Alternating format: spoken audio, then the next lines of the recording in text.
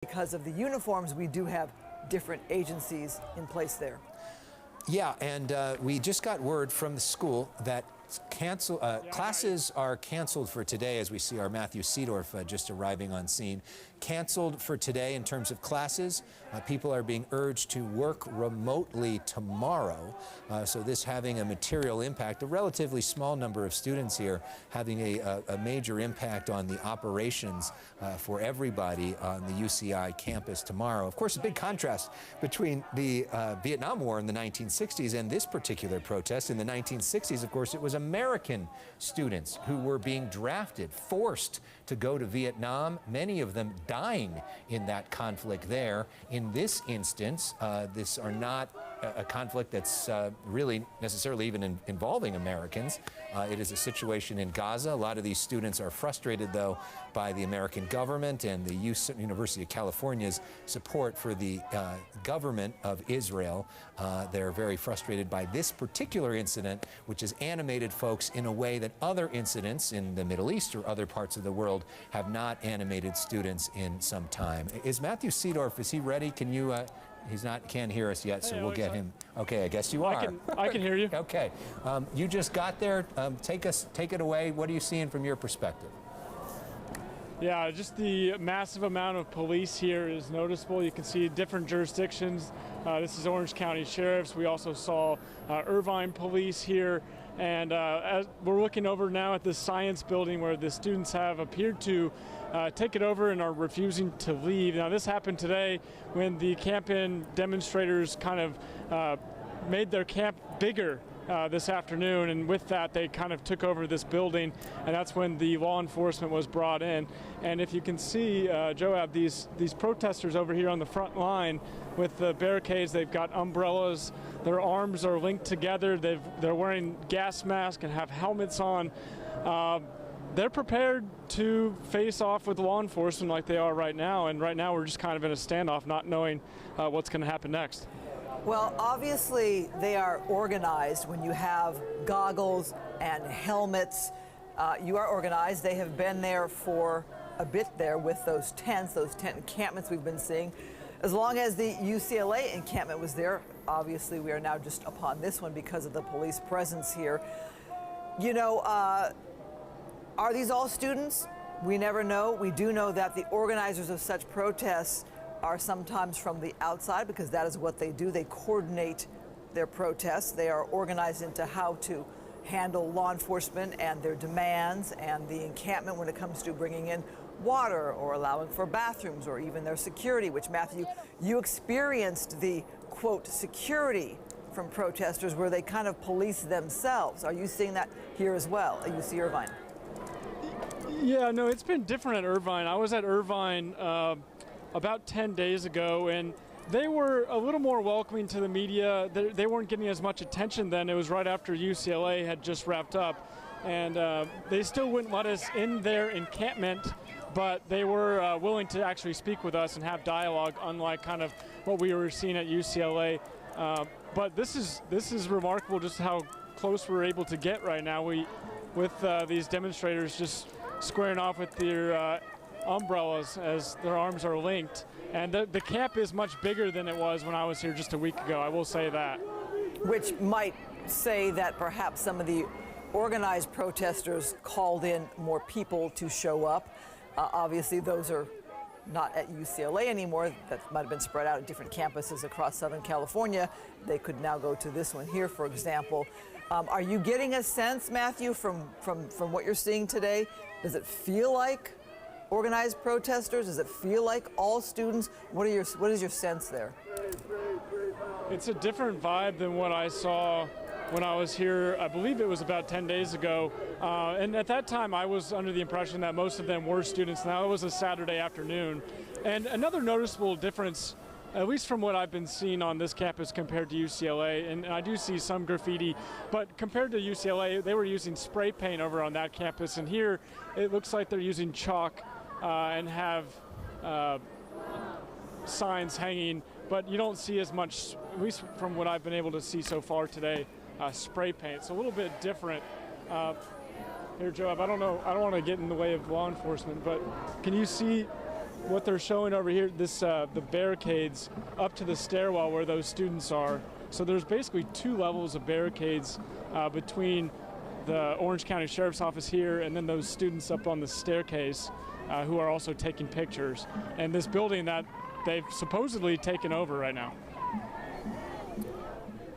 And that's part of the issue, Matthew, right? I mean, it's one thing, be out on the lawn and sit in your tent and, make your statements. It's another thing to try to take over a building, which is impeding, the college experience that all these folks have paid a whole lot of money for, and taxpayers have paid a whole lot of money for. And it's a different thing, which may be why we are seeing the law enforcement move in, this attempt to take over territory of an actual building. That's right, and you can see it looks like they have a folding table, a cooler, and just kind of have thrown it all over the stairwell over here, trying to prevent police or whoever from, gaining access to them. And like we saw at UCLA, that probably won't matter at the end of the day, but they're trying their best to, prolong it at least, members of law enforcement, from putting them in handcuffs. But it appears that the sheriff's office is preparing for something. You can see them kind of talking over with each other. And if you want to swing up, they're bringing the table out right now. So I don't know if this is one of the demonstrators from the campaign or not. Yeah, Matthew. But he seems to be outside of the main barricade. Yes, he is one of the demonstrators that has been shouting commands there. We are continuing to follow this here at UC Irvine, yet another pro-Palestinian protest, and police there on scene. So it is now the top of the hour. We want to officially welcome you to the Fox 11 News at 5 on Fox 11 on Channel 13, Fox 11 Plus, and also streaming live on the Fox local app and foxla.com/live. We have continuous coverage right now of breaking news. I'm Alex Michelson with Christine Devine, Matthew Seedorf on the ground there. And this is the campus of UCI, which has had pro-Palestinian protests for weeks. But now those protesters have tried to move in and take over the physical sciences building. That has prompted law enforcement to say, not anymore. We're moving in to stop this thing. Matthew Seedorf on the ground with the latest. Matthew. Yeah, Alex, right now it looks like police are moving in ever so methodically, but also slowly pushing in, moving their line closer. Looks like some members of police hold what look like are paintball guns and the batons.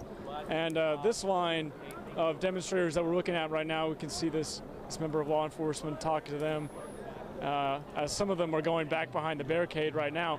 So again, Alex, just kind of what we've been seeing out here. They expanded their territory. This campaign out here has been going on for a little more than 2 weeks.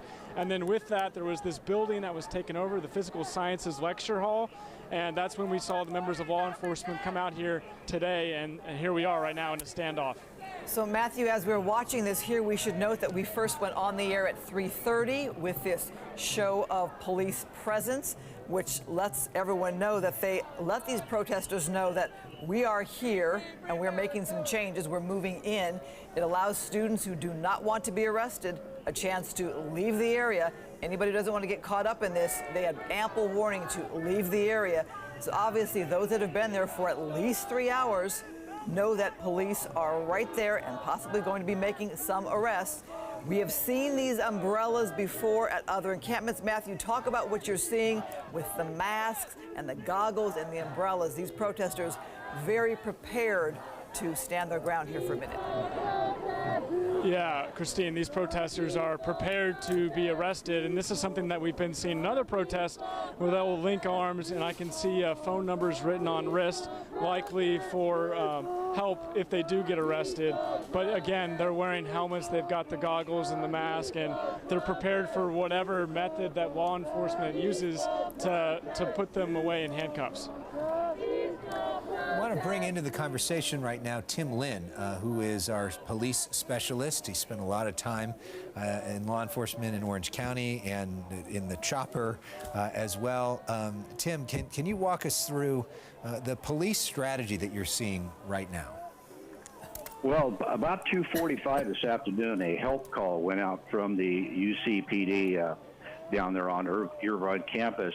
And what that is for the Orange County, unlike LA, they have a mutual aid system set up down here that departments, when they put out a help call over the emergency channel, each department puts in protocol and sends a set number of units or officers to the scene to assist. So for that to go out on the emergency channel here in Orange County, it had to be a very significant occurrence on campus. So at that point, officers from all over Orange County respond to the command post near the university. So unlike with LA, where you have fragmented type departments coming in with different communications, different types of protocols, here it's more of a unified command type deal with the police. So you have Huntington there, Costa Mesa, Irvine, you're going to have Tustin, Orange, every department in Orange County. In fact, right there, that's a Huntington Beach officer you're looking at there standing next to the sheriff. So right now, they're there, they're getting set up, they're taking straight command from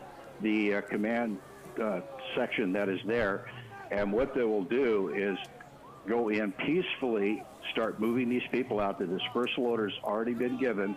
They've given opportunity to leave the area. The folks who are going to remain behind are the ones who are going to be taken into custody. So Tim, yes. We're going to interrupt you here. We see a video of police moving in right now. We see those umbrellas being held by protesters, and police are physically grabbing at those umbrellas, pushing perhaps those protesters back. We've talked about the mutual aid concept with different agencies responding, and what that does, it allows not a whole department to respond, leaving a city perhaps unprotected. You have some, as you said, from one department, some from another, but we did see a little movement there at the top of the screen, as it looks like police were being a little more assertive or /aggressive, whatever word you want to use, in letting it be known that this encampment is going to be broken up. And again, not just an encampment, Tim, they took over a building or blocked the entrance to a building. We have Matthew Standoff on the ground. Matthew, do you want to show us where you're heading, what you're seeing there? Yeah, right now you can see the sheriff's office is pulling out the edge of this encampment and destroying it as they work their way into the camp to meet with the demonstrators. You can see just how easy it is for them to pull it apart, too. This is something that, I mean, if it's anything like what we saw at UCLA, they were using hammers and nails to put this all together, and then just pretty effortlessly, law enforcement's able to pull it apart. And this is what will happen before police go in and ultimately put people away in handcuffs. I also see tents in the background being dismantled, and it looks like some of the protesters are doing that, so maybe they're preparing as well to get arrested. Wow, okay. So look at these guys are, I guess, trying to help with the process. Tim Lynn, can we also talk about, big difference between Orange County and LA County is you've got George Gascon versus Todd Spitzer, and what a difference that could make in terms of prosecution for these folks, depending on who the prosecutor is? Yeah, it's certainly a big difference, and also the politics involved is a lot different down here in Orange County than it is up in Los Angeles. You saw the kind of dysfunctional type setup at UCLA. Here, you're not going to have that. The officers come in, they're under direct control of the incident commander, and then they've already planned what they're going to do. They're going to surround. They're going to start slowly dismantling these barricades, and then give another attempt for these people to leave. You tell them they need to leave. If they don't, then they'll do like you saw at USC, move in, collect people who want to be arrested as the symbolic thing, pull them out. They're going to go, and I'm sure the Orange County has some buses sitting back ready to be loaded, as well as Costa Mesa. You saw that one paddy wagon earlier that they had, but it's going to be a very systematic operation. They're just not going to charge in. They will react to what the protesters do.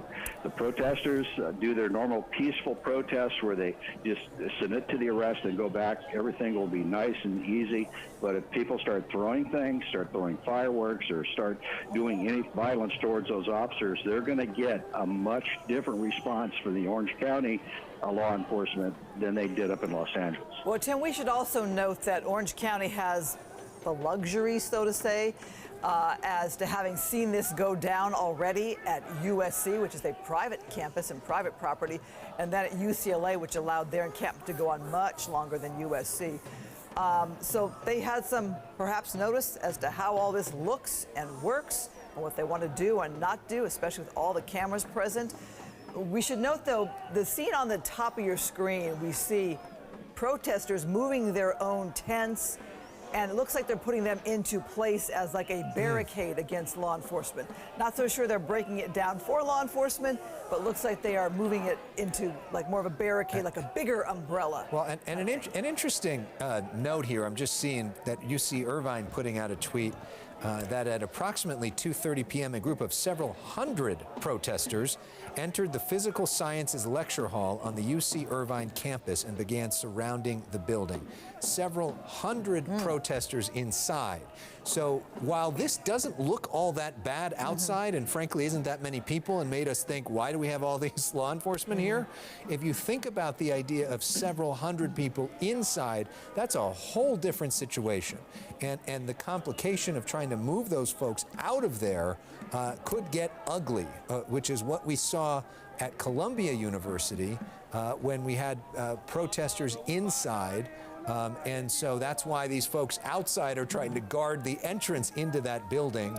But that is not a situation that we had at UCLA or USC. Several hundred people inside a building, and that could make this a long evening potentially. Alex, I wondered about that if there were protesters inside, because when we first went on the air at 3:30, look, if there were 10 protesters outside and a huge show of law enforcement. Right. So perhaps there are people right now inside that building.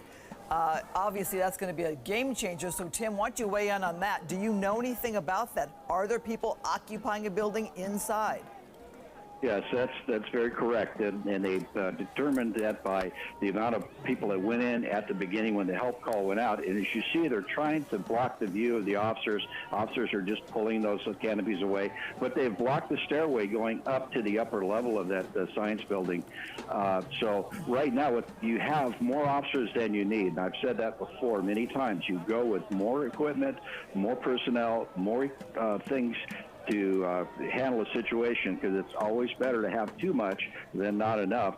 And in this situation here, they will clean out this outside and then work their way up to that hall. Now, it all depends on how tough these protesters want to be, or how badly they want to stay there and resist these officers. But I'm going to tell you, just from personal experience, you said that they've had the ability to see it happen at UCLA. These officers deal with 4th of July every year, and every year Huntington Beach, Newport, and the coast area, we have a big influx of outside folks coming in, and as the night goes on, alcohol takes over, and the problems start. So there's a big problem every 4th of July down here, and the police departments are well-trained, well-versed on crowd control and crowd handling, so they'll have their skirmish lineup and then very reactive arrest teams behind pulling the troublemakers out. But normally in a situation like this, from my personal time working the different crowds and the crowd control down here, there's a lot of folks there. Once everything starts up, they're going to leave. They're going to get out of there. They want no part of it. But you always have those antagonists in the crowd who are throwing things, getting people to fire up, getting people to do things for them. These officers are not going to put up with that, and this is going to be over very quickly. And as far as getting into that building, I guarantee you they already have squads and platoons set up to go into that building very quickly and take charge of it and remove those folks out of that building. When we think of 4th of July in Surf City, USA, the biggest celebration of 4th of July west of the Mississippi, most of that is done outdoors. It's not done indoors. And can you talk about the complications of moving into a building, of having a bunch of students ready inside a building, and as compared to doing this outside? Well, it's the confinement part of it, the ability to make access to get into rooms. Things of that sort, to where you have them barricading in rooms. You have to get through those barricades. As they had at Columbia, you see now they're starting to make the move. The officers are starting to move forward. You have Santa Ana Police, Costa Mesa Police. Matthew Seedorf, what are you seeing from your perspective? Yeah, it looks like police are moving forward, and we just heard a lot of the protesters just start screaming at police. There seems to be some pushing back right now, as looks like members of law enforcement and a protester. One person's getting arrested right now, right in front of our camera. There we go. Let's see. Excuse So again, me. when it comes to the organized protesters, We were simply trying to prevent them from entering, and they pulled some of our protesters in, and you can see them now that we are being taken away. Did you take over a building? We recently did claim the hub right there today. How many people are inside the building right now? No idea. No idea. Are you a student here at UCI? I am a student here. And what are you getting arrested for? No idea. All right, you heard that.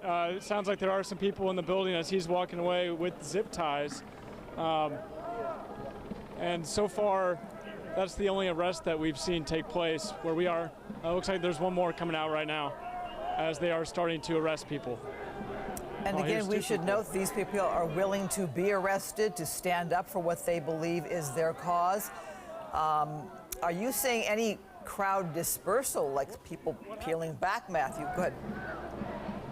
Nothing, I was standing there. Thank you, sir. Appreciate it. So he says that nothing happened, that he was just standing there as we're starting to see them come out one by one with their hands behind their back, getting away, put in zip ties here. It is interesting to hear their perspective, to hear from some of these folks. Protesting genocide. Arrested for protesting genocide. Are you a student here? Protesting the genocide. I am a student. And why do you feel so passionate to get arrested today? Because 40,000 people have been murdered in Gaza. There are showing no signs of stopping, and our university has invested into BlackRock and Blackstone, which are investment funds that actively fund weapons manufacturing that kill millions, which will kill millions of people in Gaza. The genocide is still continuing. Have you heard from UCI staff leadership about, what you guys are wanting? Yes, we've met with them several times, and they have suspended several of our students. They have halted negotiations with us by suspending our students. So today you guys expanded the encampment. What was that a move for? Looks like she's getting pulled away right now. But it sounds like a couple of students were suspended, and today they expanded their camp in and apparently have taken over a building. There are students inside the physical sciences lecture hall right now as police are moving in. So if you're just joining us at 5:15 on this Wednesday afternoon, Alex Michelson, Christine Devine, Matthew Seedorf with you. UC Irvine police from all over Orange County have convened on the campus.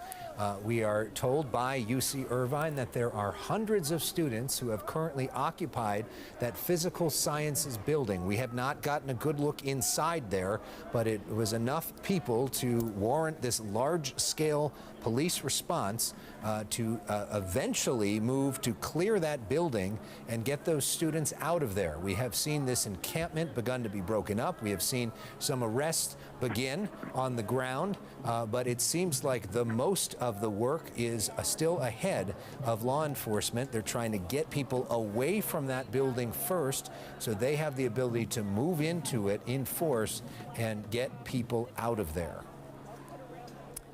We see the building in the background there. There's a stairwell that goes up to that upper level there. And earlier when we were on at 3:30, we showed you that blockage there. There was at least some kind of big cooler that was there. Other stuff, at least 4, 5, 6, 7, 8 steps up where you could not climb up those stairs. As we see those canopies there now really giving a blocked perspective for law enforcement there who has been breaking them down. We've seen at least 2 or 3 people taken into custody there with those zip ties. And Matthew, to have these students speak to you is giving you perspective as to what's going on there. You didn't always get people talking to you at UCLA.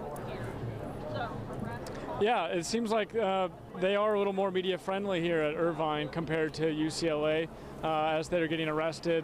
The woman we're looking at right now has the helmet on with her hands behind her back. And just, I'm amazed if you look over the police right now, all of the tents that the protesters have stacked up on top of themselves, trying to prevent police, at least trying to delay the inevitable here with apparently protesters inside this building.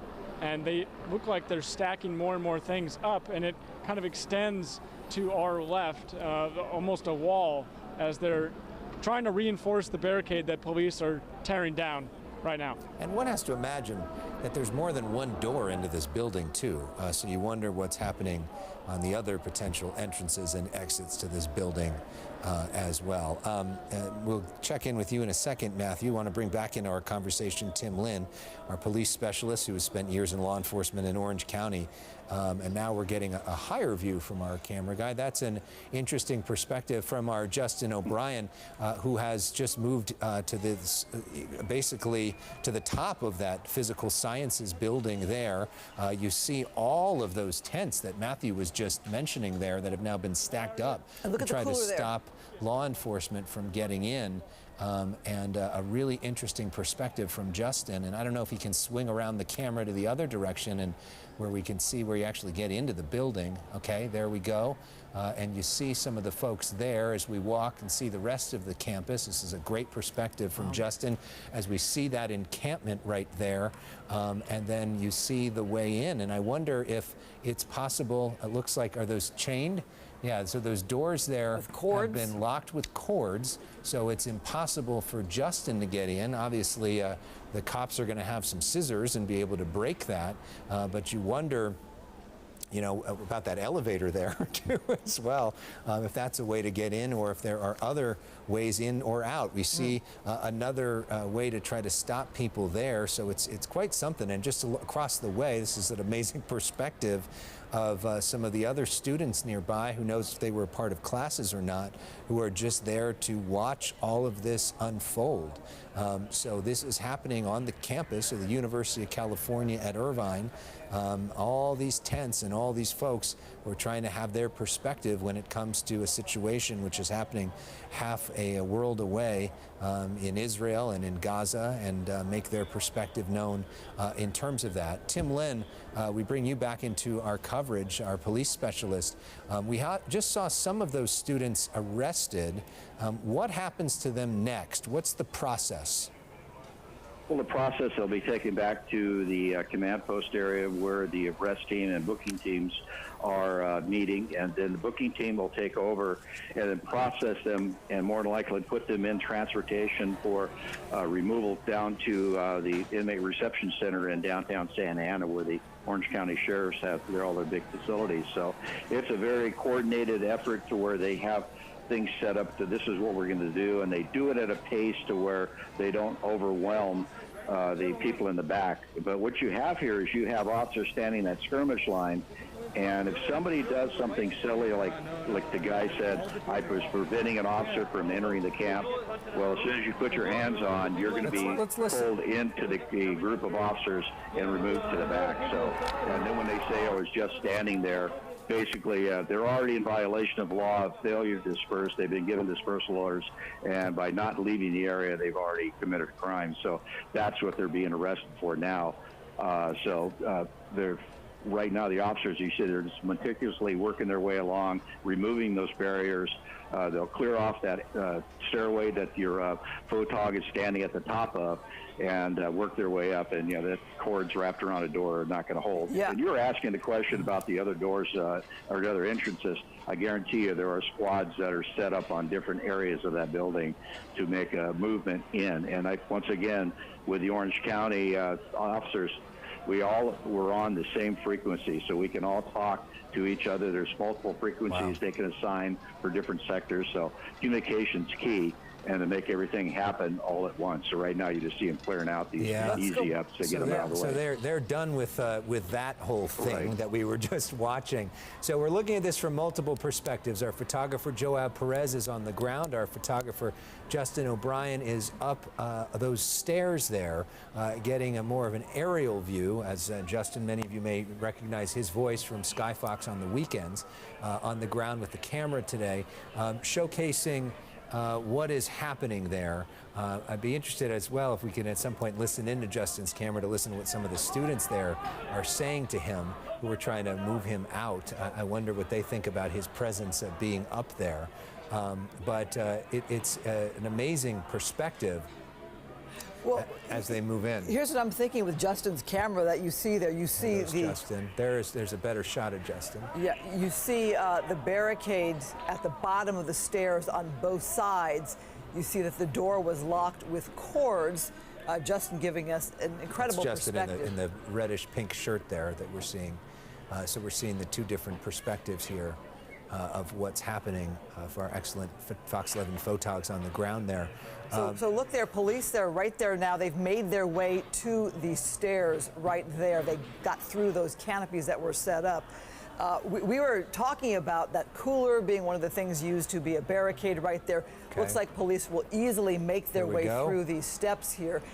My question is, though, I wonder if Justin can let our staff know that, does he feel like there are people barricaded inside with those cords wrapped around the doors there? That's a safety issue there. That is certainly what they, what UC Irvine put out in an X post not too long ago. The fascinating thing, and I don't know how much Justin is going to be able to follow this law enforcement when they eventually do break through that door. If he's able to go in with them, I'd be very fascinated to see what it looks like inside that building, because that is the big question, which we do not have eyes on at this point, is what is happening in there, and are there in fact hundreds of people there who are, waiting for this? And look, we know all these kids all have a phone, and I'm sure many of them are watching, if not our live stream, watching other live streams as well. And so maybe we can listen in a little bit too. No, I can't get there. Need a key.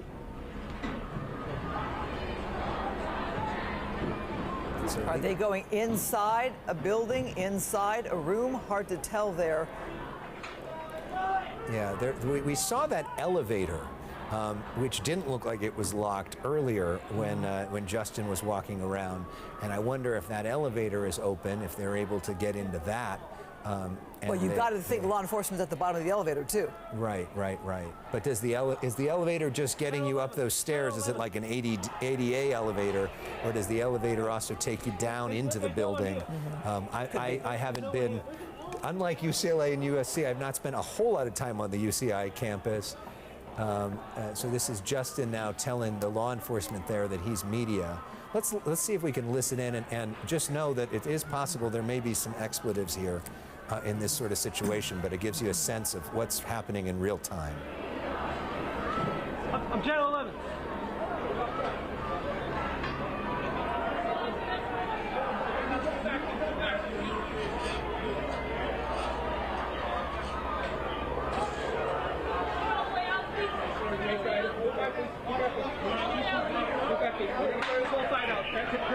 Can I film me going in? Can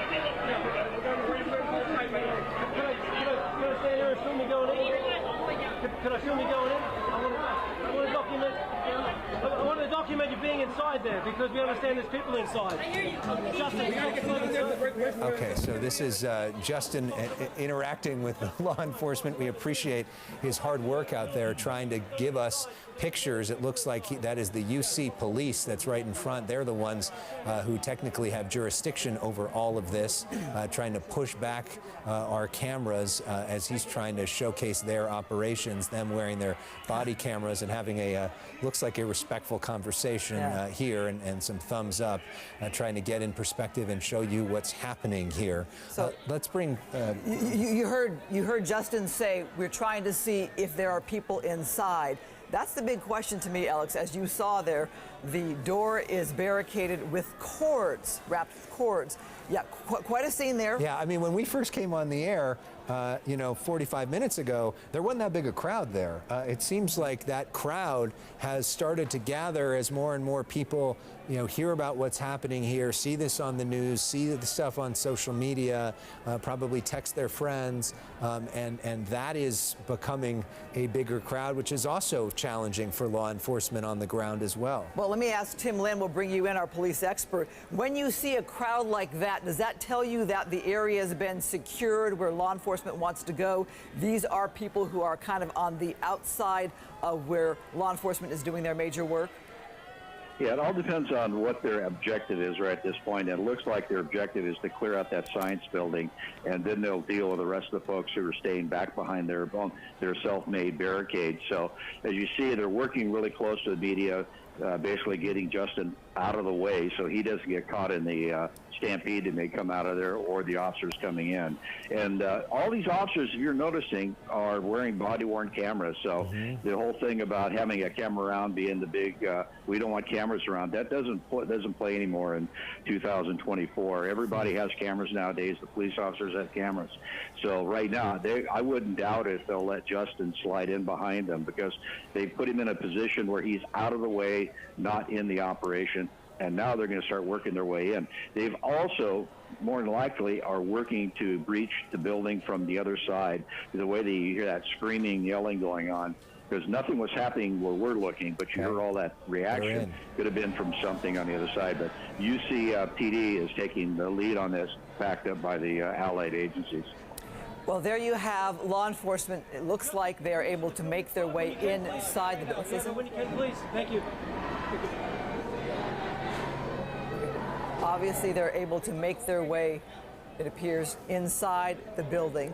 We saw that there were protesters on that level who took off, perhaps down that elevator there. They did not want to stand the ground there and be arrested, but who knows if they went downstairs. Are there protesters occupying the inside of the building at lower level?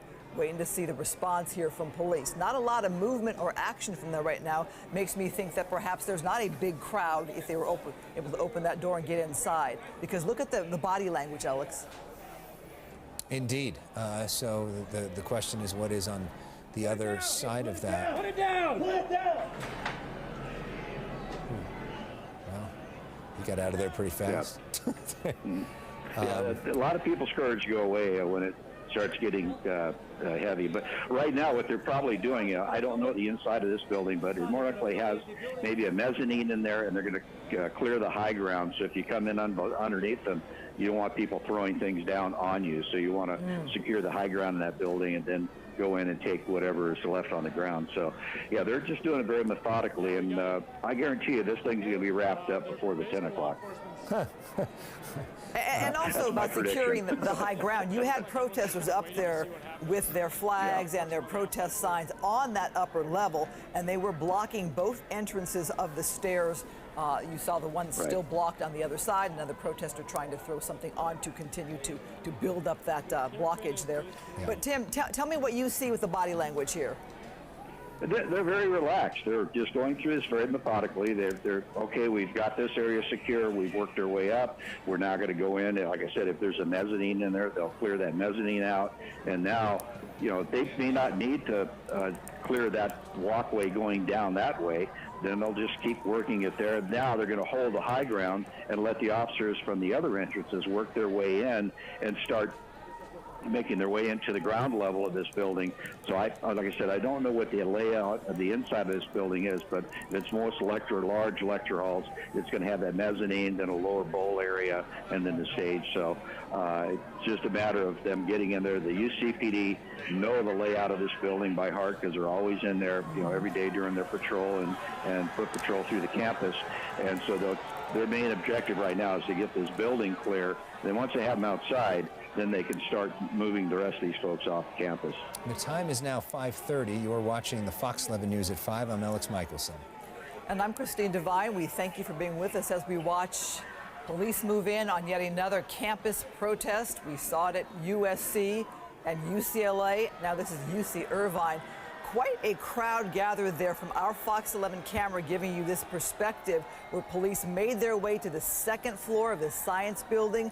We were told that there were students or protesters inside. They went in here, cut those cords that were chained around the door to lock it.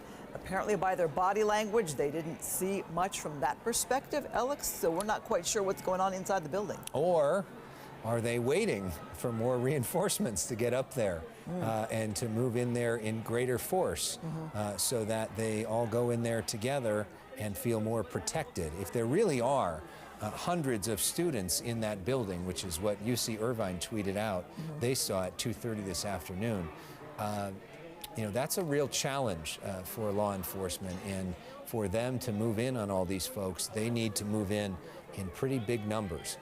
So you wonder, in terms of the other doors to this building, what's happening in those places, in terms of securing the rest of it, and will they, amass even more law enforcement and move in together? As we look on the campus there, some of those are activists. Most of those seem to be students, but also some looky-loos that may just be interested in what's happening. Matthew Seedorf, our Fox 11 reporter, is right in the middle of all of that. Matthew, how are things changing from your perspective? Yeah, it looks like there's more people showing up, and I'm trying to figure out if the encampment kind of goes on that direction and we're just seeing more onlookers come, or if these are actually demonstrators themselves. I just spoke with an Irvine police officer off camera, and he said that on a typical day for the last 2 weeks or so, there's only been about 50 or 60 demonstrators here, kind of in the middle of the quad. And like I've been saying, they expanded today, and in that expansion is when they kind of took over this building. And it looks like there's way more than 50 or 60 people here today. And right now a lot of them are face-to-face with law enforcement, saying that peaceful protest is what they're saying right this second. Well, a game changer when you have a call for help from police, and that's what apparently started this afternoon, this call for help, which according to Tim Lynn, our expert, ignited, so to speak, a call for mutual aid, which is why you see the Sheriff's Department, different police agencies from around Orange County. And then Alex talking about that tweet from the school itself about students in or blocking a building. We saw the entrance blocked there. Hard to tell if that whole crowd there is part of the protest movement or people just looking on. But Matthew, we'll go back to you there on the ground. Tell us what you're feeling, what you're seeing there, as we have the two shots from the ground and that second floor of that science building. Now police there on that second floor. You can almost feel the nervous anticipation in the air right now. I mean, the law enforcement face-to-face with the demonstrators. A lot of the demonstrators have their cell phones out. They're chanting peaceful protest. They're saying that they're not going. We see one person holding up a peace sign right now. But you have to think that law enforcement is about to move in. We saw them just grabbing zip ties, and here they go. They're going right now. And the demonstrators are also pulling back their fence with police moving in, almost like they were prepared for that. And now it looks like they're a little bit of skirmishing over the barricades themselves. And as we've seen before, there are those students and protesters who are willing to be arrested. They keep themselves at the front of the line there or in the center of where the protest movement is. And you wonder if there are others who are saying, I do not want to be arrested, and they will back off as police make more of their move. Matthew? Looks like they are starting to arrest people. I just saw one person come out. They're putting zip ties on them right now, not too far ahead of us. And they are ripping apart this camp. Police are moving in right now. They're moving in quickly and starting to put people in zip ties and ripping up the camp. We've got some more police over here. Yeah, you can hear the protesters right now chanting peaceful protest as the police are moving in and starting to make these arrests. Let's see what this gentleman has to say. Excuse me, what happened? I don't know. I was standing there and they pulled me into the cop crowd. I was just in the front of the line. Do you have family in Palestine or no? Are you a member of UC Irvine? Yes, I am. And you're Tell us who you are. I am a faculty member at the University of California, Irvine. And what brought you out here today? I'm out here supporting my students who have the right to peacefully protest. And unlike the people who are escorting me right now, I think they're people, my students are not interested in violence. They're only interested in drawing attention to a genocide. And these police officers decided to grab me, even though I wasn't doing anything or saying anything any different from anyone else. Yeah, what do you have to say to the people in Gaza right now? What's going on? To the people of Gaza, I say we are with you. Professor, what do you teach? You heard that. A professor at UC Irvine getting arrested right now. He didn't feel like it was right for the students here to be getting apprehended, so he was willing to get apprehended himself, and you can see him getting walked away right now with the zip ties about to be placed into a police car. And we're seeing more and more of these demonstrators getting arrested and getting walked out here right this second as police are pulling apart this camp. And she looks like she's talking to police. Excuse me, what happened? They arrested me for a peaceful protest. Please stay back, sir. Please stay back. So she said that they arrested her for a peaceful protest. But we understand, too, like we've been saying, Alex and Christine, that some of these demonstrators took over a building today, and that's when police were called in. And it also sounds like it went from a 50 or 60 person a day protest for the last couple weeks to all of a sudden a couple hundred people showed up, and that's when this building was taken over. And there's no doubt that in the time that we've been on the air, the number of people that have begun to gather outside of this building has gone up dramatically as law enforcement has moved in there. It seemed to have only drawn people there, even though they declaring an unlawful assembly. The objective of that is to get people to move out. It seems to have done the opposite so far. But it is remarkable, Christine, to see not only students, but to see a faculty member from UC Irvine. It'd be interesting to know what class he teaches there, who are coming together to take up a cause that we have seen students around the country be animated by, the situation of what happens in Gaza and Israel's policy towards the folks there. For whatever reason, this issue, more than what we're seeing in China or Iran or North Korea or anywhere else, has become a rallying issue in terms of human rights for folks that are on these college campuses, and we're seeing that around the country, including at UC Irvine, which is not traditionally thought of as a hotbed, Christine, of political activism, but we are seeing folks that clearly are animated by this issue and that are trying to have their say. They keep chanting peaceful protest, and from what we have seen, at least so far on camera, this protest has been overwhelmingly peaceful. What we don't know is what's happening inside that building, where UC Irvine says that there were hundreds of people gathered earlier.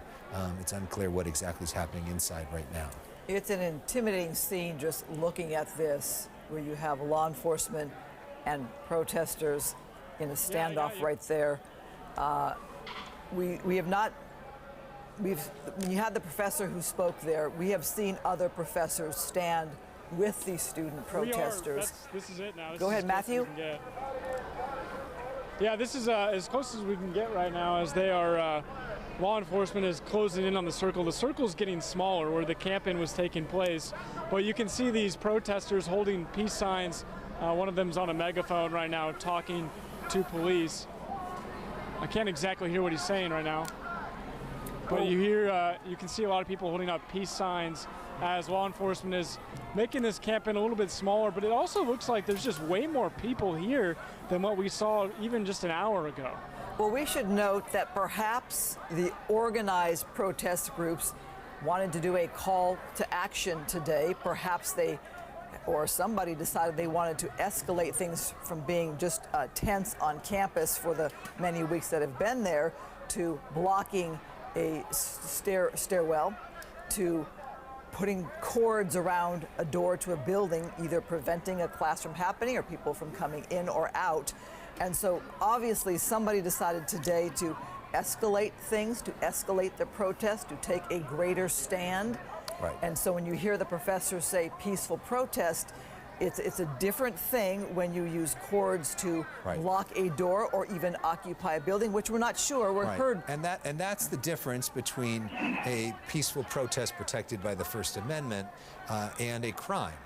You are not allowed to zip tie a building and lock people inside. You are not allowed to take over a campus and stop people from getting an education that they've worked hard to get into that school and are paying good money to achieve. That is where you start getting into criminal behavior, which is why you start getting law enforcement involved, because that is stuff that could be prosecuted under current criminal statutes. It is unclear who exactly exactly did that. There's nobody that's taken responsibility for that. It's unclear the extent of what's happening inside, but that is not standing in a free speech zone and sharing what you have to say about Gaza. That is a problem, and it is something that at least the administration at UCI said we are not going to tolerate. And you know, and so we're seeing these displays like putting a rose out. This is, you know, an example of trying to showcase that this is a peaceful protest, and that aspect is a peaceful protest. But to your point, Christine, not every aspect of this has been legal so far. So, Tim, I wanted to bring you into the conversation when you heard the professor there say he's standing with the students in peaceful protest. In your opinion, when do things change from a campus allowing tents for several weeks and for students to have the right for free speech and to protest to what we're seeing now here? Well, when they made entry into the building and took over property, like Alec was saying, caused it to where other students couldn't, you know, go for their freedom of education, to be able to freely move through the area. They started taking over the property. They were asked to leave. They refused to leave. A dispersal order was given, and now this is no longer a protest. You can call it, like, say we're protesters, we're this, we're just standing here. They are all in violation of California Penal Code right now, and the officers are giving them the opportunity to leave on their own. They've given them a path to get out of there. It's up to them to leave now. The officers are only going to stay with this for so long before the command starts telling them to move ahead. And if you're still there, you are subject to arrest.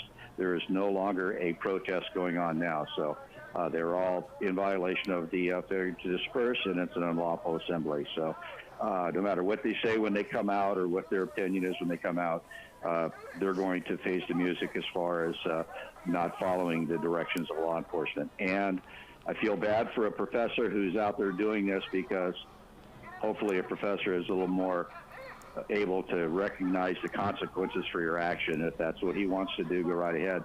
And I sure hope, as I said with UCLA, and they started doing it, if you want to do this, disrupt our campus, then you're no longer invited to our campus, and let you go find your education someplace else.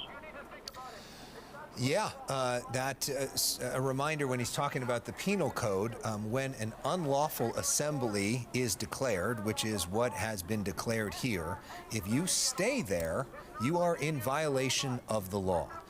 So these folks that are saying, I didn't do anything, when an unlawful assembly has been declared and you choose not to leave, when you're repeatedly told that you have to leave, you are, in that instance, breaking the law.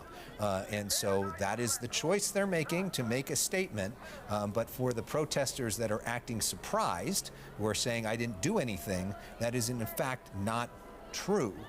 There could be a controversy on whether this should be an unlawful assembly, but based off of what reports are of what's happening inside, that certainly sounds problematic. And our photographer, Justin O'Brien, who is upstairs and giving us a good perspective of things, told us that he was not allowed inside by law enforcement, saying that it was not safe in there for him to go in there. So we don't have eyes on what exactly that looks like, but we do know that law enforcement at this point doesn't want to allow us to get eyes on what exactly it looks like. The time now, 5:45. We thank you for watching the Fox 11 News at 5. If you're just joining us, I'm Alex Michelson. Here with Christine Devine. We have crews there on the scene bringing you both of these shots here from the second story of this building that had been barricaded, and from the ground here where police are making arrests and moving in here, and you can see they're breaking up those encampment pallets right there. We have seen this, as I've mentioned, on several campuses across the country. It escalated today at UC Irvine with the blocking of a building. Alex, we may not hear from the university tonight. We didn't from UCLA the night police went in. We didn't hear from them that night, really.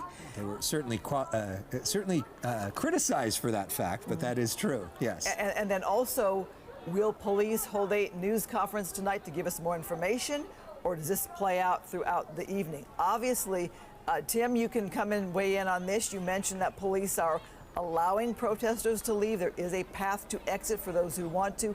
They aren't really moving in to push back or break up this crowd here. Well, yeah, that's part of the requirements of an unlawful assembly. You have to give a path of escape, and you have to tell them which way to go, that they can leave the area on their own. So that you have to fulfill that requirement of that penal code section. Now, we don't know what's going on inside the building. We don't know what other operation is happening now on a different part of the campus. So these officers are waiting for something else to go on. We are not privy to. So they're just not standing there waiting just to see if they leave. They're waiting for an operation probably inside that building to be completed. And once they get that problem solved, then they'll solve the less aggressive problem that they have of people just standing around. Their main focus is more than likely on the inside of that building.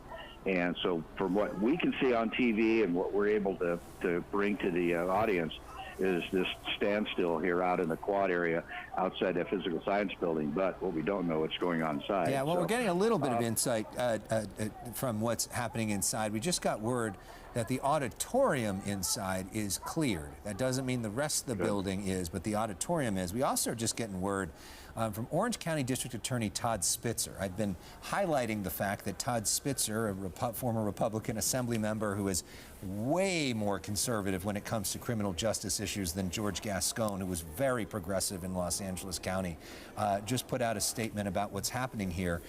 He says that the OCDA's office is continuing to work with law enforcement to monitor all protest-related activity in Orange County, including today's protest at the UCI. The right to peaceful assembly is a constitutional right, and we encourage protesters to exercise their right to peaceful assembly. However, the DA says, criminal activity which transcends peaceful assembly, including violence and vandalism of any kind, will not be tolerated. Any evidence of criminal activity, including failure to obey lawful orders to disperse, which has already been issued, will be investigated and thoroughly reviewed to determine whether there is sufficient evidence to prove beyond a reasonable doubt that a crime was committed. So that coming from OCDA Todd Spitzer. I'm wondering if the university is allowing the crowd there in peaceful protest there on the campus grounds, but because the building was of concern, they're dealing with that right now, as Tim has alluded to as well. UC Irvine has put out the tweets that you talked about earlier, Alex. For one, all classes are canceled for today. Staff are advised to work remotely for tomorrow, and they're telling people to avoid the protest area. Also, they put out word that what happened earlier today around 2:30, you see a gesture at peace. What happened today at 2:30, a group of several hundred protesters entered the physical sciences lecture hall on the campus and began surrounding the building. So that is what kind of ignited the situation here, brought it to a different level here with law enforcement coming out. The university tweeting that they put out a call for mutual aid, and they see here you have this result of different agencies showing up there. But again, the university is saying protesters swarmed the campus and began surrounding the building, and several hundred entered the physical sciences lecture hall. So the question now is anybody still inside, or did that just prompt the police call and a change in things there, the temperature there on campus? Are those all the folks that are now outside? Because we've seen that crowd grow outside. It'd be really interesting to be inside with law enforcement right now. They are not allowing us to do that at the moment out of fear for the safety of our own photographers. Matthew Seedorf, we saw that performance from the protester there who just put out flowers to try to make a statement there. What are you seeing and hearing from some of the folks on the ground? Yeah, we're looking towards Roland Hall right now, and as you're saying, I mean, I don't know if these demonstrators came out of that building or not, but it seems like there's way more here than there were just an hour or two, maybe even less ago. But right now we're just seeing these demonstrators on a megaphone kind of instigating police a little bit, as police are, looks like, just kind of in the standby mode, waiting for their next move. We've probably counted about a dozen or so people arrested so far, but it looks like on the other end of this police line where we're looking right now, I would estimate there's at least 100. It's hard to tell. And then if you can look in the building, there are people inside this building looking out the window, looks like with their phones and stuff, kind of looking at this crowd as well. Well, also, you know, if I'm wanting to go check this out for whatever my reasons are, I'm not seeing police really push in. It's not perhaps as scary as it might feel if police were really taking a lot of strong action. Sometimes you see much more dispersal when that happens. So right now, it's light out still.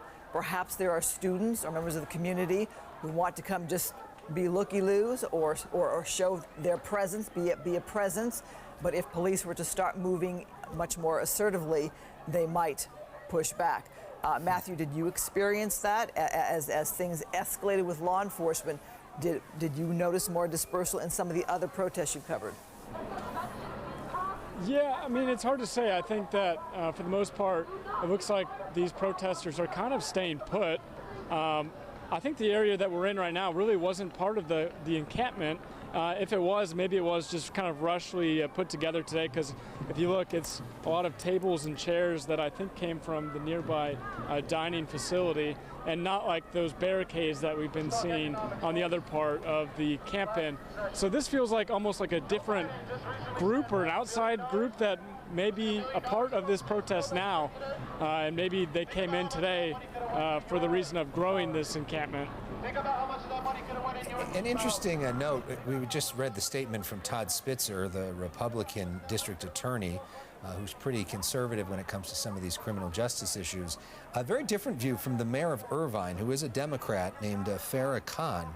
And she put out a response to UC Irvine saying it's a shame that the peaceful free speech protests are always responded to with violence. Taking space on campus or in a building is not a threat to anyone. UCI leadership must do everything they can to avoid creating a violent scenario here.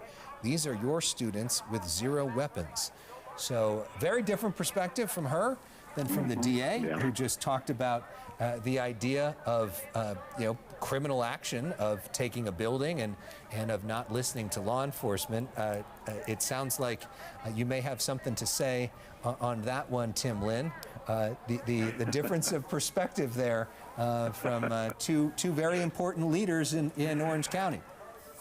Well, I know you hear me chuckling in the background at the different statements, but Ms. Mayor would have a completely different point of view if they took over her city hall. So I take what she says with a grain of salt, and she has to, as all politicians, they have to pander to their base, and they're going to say things that's what their base wants to hear, not necessarily what is common sense. And the common sense here is you cannot occupy a campus.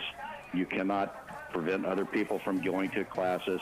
And once you've been told it's an unlawful assembly, you must leave. And the people who are just coming in, as they were talking about, the looky-loos just wanting to come in and see what's going on, they're continuously giving that announcement. And as you come in later in the game, you hear the announcement as well. So that's one of the elements of the crime, is that the announcements were given at these times, and that this person was on campus or in the area at this time, and most reasonably could have heard the announcement and given the opportunity to leave. So as far as politicians following into this, once politicians get involved, you have a situation like you had at UCLA. So let the experts handle this, let the experts go in.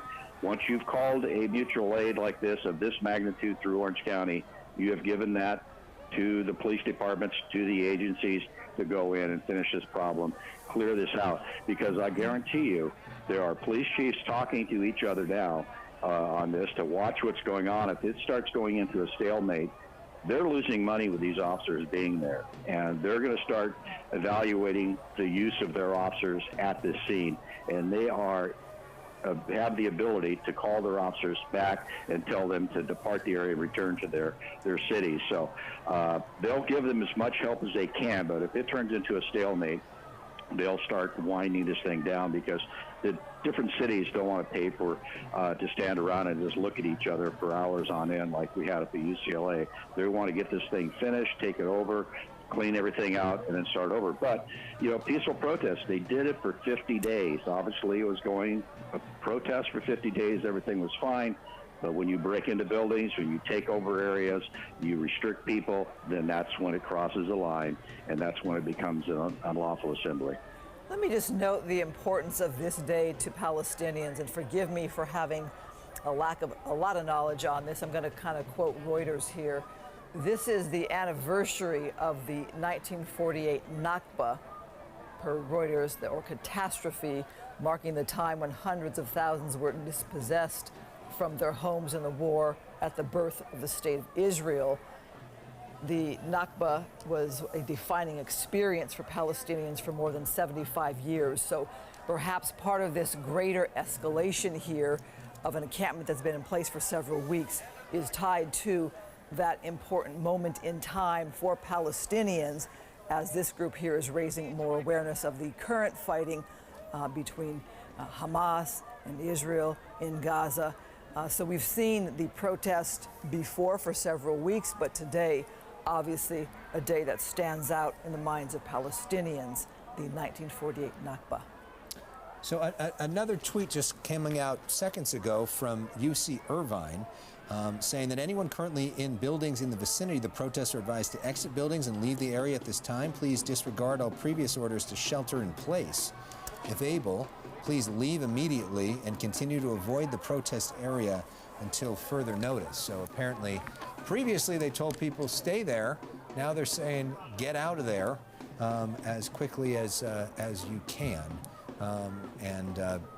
It'll be interesting to see if anybody listens to that. Mm-hmm. Well, given that, well, they're listening to us. They're listening to us. Mm-hmm. You were listening to us. We're saying, there's people up in that window there. There's people over here. Yeah, shelter in place is the first thing you do to keep people out of the problem that is right now. And now that things have calmed down just a bit, hey, now leave. We want you off the campus. We want to close the campus. And so now they're just protecting the students who are not involved in this. And if a student that makes a bad decision to go down and just kind of check things out and get something for their social media post. But once the shelter in place was lifted, just get off campus and clean those buildings out. So obviously they're watching in the news feeds like we are and listening to us talk about those people in the windows. So that'd be the next move. Get everybody off campus that wants to get off campus and isn't following directions of shelter in place, but will follow directions now to leave the campus. And hopefully the more the reasonable folks will turn around and leave the campus at this point and let the officers do their thing for the people who don't want to leave. All right, Tim Lynn, thank you for that. As we approach the top of the hour, if you're watching us right now on Channel 13 and want to continue coverage, we encourage you to flip over to Channel 11, where our coverage will continue at the top of the hour. Also encourage you to keep joining us if you're joining us online at foxla.com or the Fox local app. So with that, we say thank you for joining us for the Fox 11 News at 5 o'clock. The Fox 11 News at 6 starts now with breaking news. Welcome to the Fox 11 News at 6 o'clock. I'm Alex Michelson. And I'm Christine Devine. I'm going to stick around with you here, Alex, with this breaking news here. This is normally the 6 o'clock news with Marla Tejas, who's off tonight. You're watching the protests develop here at UC Irvine, develop in the fact that law enforcement is there on the ground. It's been this scene here for a while now where you see police in place there and that large crowd there, that tent city there to the right. The big concern, though, was the science building that had been barricaded. The entrance to it had been barricaded and the doors locked with cords. Right. The UCI had put out a call that 100 students had entered the building. We're not sure, Alex, at this hour if there's anybody inside. So all of this, if you're just joining us at the top of this hour, we have seen that protest on the UCI campus for weeks now. That has been relatively peaceful and frankly not all that big. But it did escalate today with those students entering and refusing to leave that building. The building you're looking at there, we're looking at some of the video from earlier now, including the large law enforcement presence, with UC Irvine saying that there were hundreds of students inside that building, barricading themselves inside. That's the reason that we're seeing this large presence here. We have already seen several students arrested.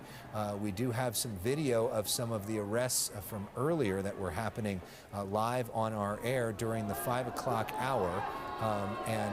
Now we are looking This is some of those arrests from earlier. This was one of the students that was being arrested. Our Matthew Seedorf is there on the ground.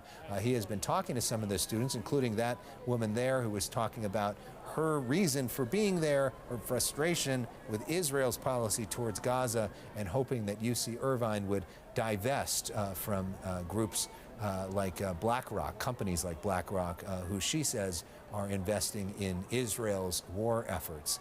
So this is some of the video from earlier. We want to also bring you back out there live. Matthew Seedorf is our reporter on the ground. He's been doing a great job over the last hour talking to some of those students and giving us a sense of what it feels like to be there. Matthew starts us off at the top of the 6 o'clock hour now with more coverage. Matthew. Well, Alex, we just saw another wave of police officers move in as they're preparing to make more arrests. Right now, you can see the demonstrators inside also seem to be getting prepared, making a almost human shield, you could say. All the tents and all the barriers around the encampment have now been pulled away by law enforcement, and now they're just kind of standing in the middle there in circles, kind of in lines, waiting to see what happens next as police seem to be moving in more and more by the numbers right now. They just made us move back a little bit as we were expecting more arrests momentarily. But really, this situation escalated this afternoon when additional protesters arrived on campus and apparently have taken over a building. We're not exactly positive which building they're in right now, but we are seeing these police that were called in. And I do want to point this out, if Joab can show you, instead of kind of what we were seeing at UCLA with the spray paint, I think this is interesting that a lot of the graffiti out here is just in chalk. So a little bit of a different vibe per se, and then perhaps is why this campaign has lasted the better part of 2 weeks at this point, as it was continuing on until today. I'll go ahead and send it back to you. Well, I'm noting again a piece of history here. This day is significant to the Palestinians. May 15th is the Nakba Day. Okay, go ahead, Matthew, take it over. Yeah, the police are moving in right now. They won't let us get closer, but you can see the protesters pushing back as the police start moving in. There's a lot of yelling, and I do hear some pops to our left, but I think it sounded like looks somebody like they're threw moving something. some of the barricade and tables. And yeah, it sounded like somebody threw it. Looked like somebody threw some sort of glass bottle that we heard maybe break at one point towards the officers. It looked like somebody from the protesters threw that, and now we're seeing this officer there break up some of this, and they're going to continue to move forward. They pulled someone out there. Wow. Okay. Pulled someone and out. we could see more arrests. So over to our right, Joab, if you want to point over here, someone's on the ground getting arrested as we speak, as members of law enforcement are ripping apart this barricade. Shouting match also taking place between the protesters and members of law enforcement. Someone just got thrown on the ground. All right, Matthew, as we continue to watch the movement here in your picture, we're going to bring in Jim Hemmold, who, Jim, thank you again for joining us, retired from the LA County Sheriff's Department, where you oversaw command of situations like this and were on the ground yourself as an officer during the Rodney King riots, so we take you back in time. You're seeing police here escalate their action. What does that tell you? Well, you notice that the skirmish lines are going in very systematically, very methodically. They wanted to first make sure all of the resources were in place so you could give dispersal paths, safe escape routes, essentially for those who do not want to be involved in the unlawful assembly. So they were taking every precaution to make sure those were established. They were present just in case something emergent or urgent occurred. So they did a good job of being on Jim, give me a second here. to prevent any. Are you a professor here? I'm a grad student and a proud union member with UAW 4811. Have you been camping out here the last 15 days or so? No, sir, but we've been out here to support our students, our faculty, and our community members. What made you come in today? When free speech is under attack, it's the God-given constitutional duty of every American to stand up and say no.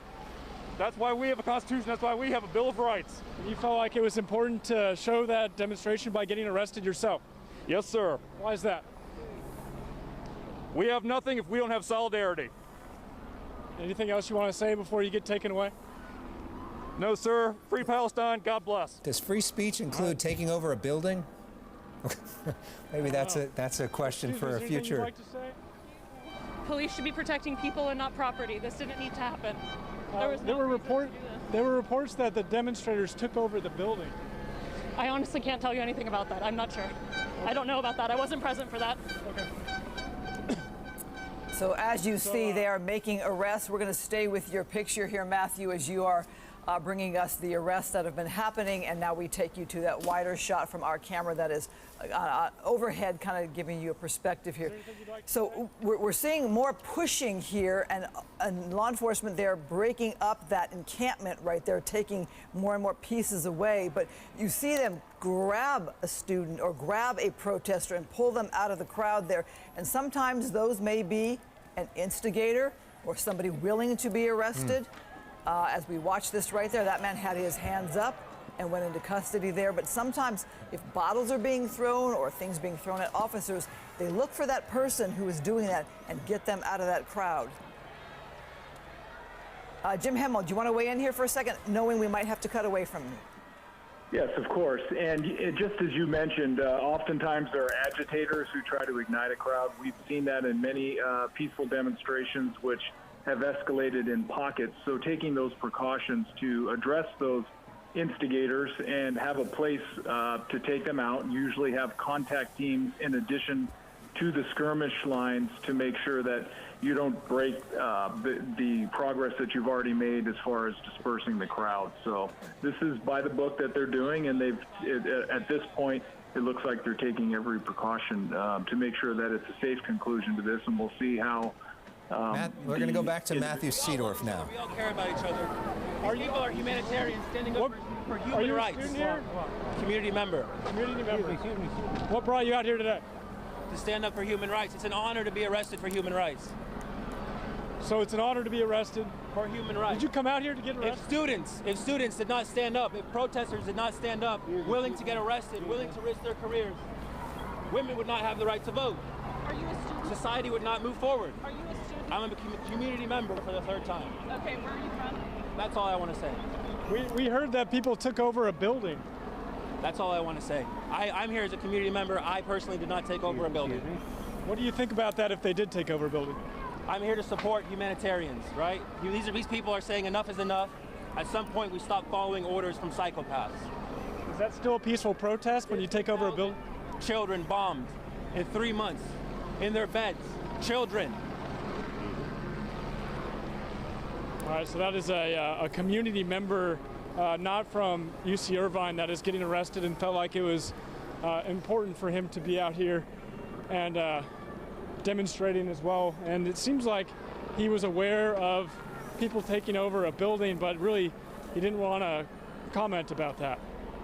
It is a reminder, though, hearing from that community member that there is a war going on between Israel and Hamas, with a lot of innocent Palestinians caught up in this terrible war, because war is always terrible.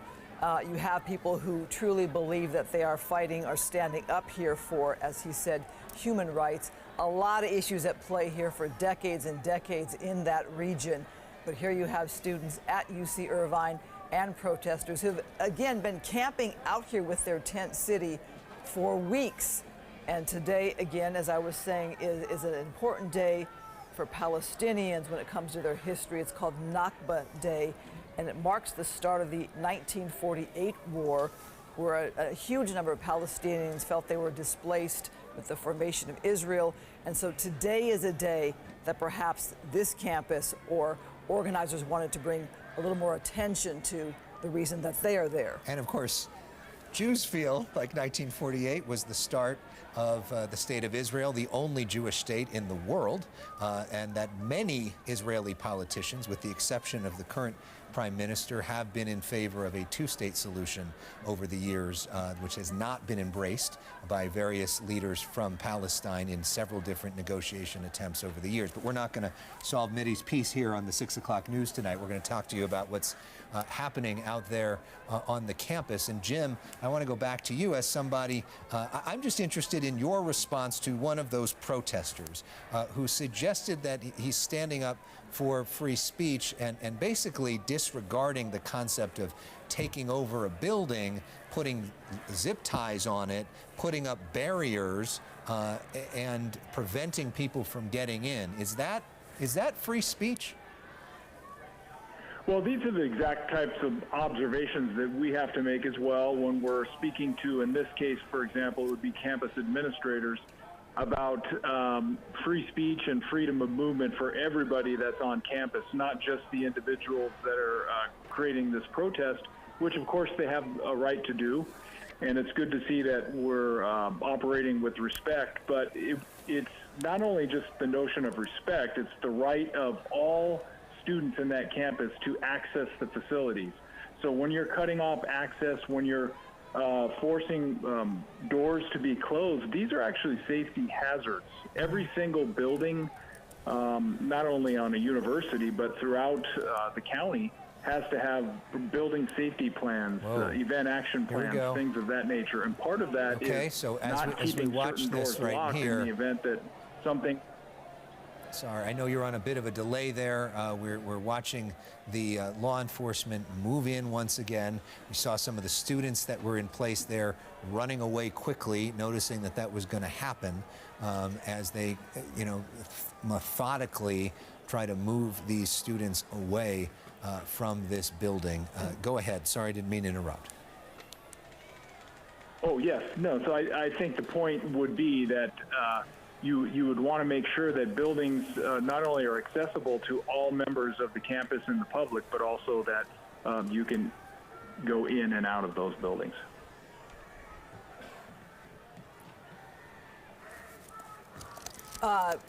We are watching here more arrests happening, as you can see right there on the screen. What happened there is the protesters started moving their barricades and kind of setting up a new wall facing off directly against law enforcement.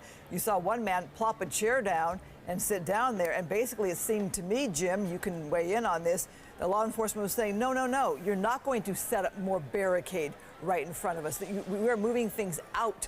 We are breaking this up. You're not going to set it up right in front of us here. And that's when you saw the crowd or the police there move their skirmish line, move their line even tighter.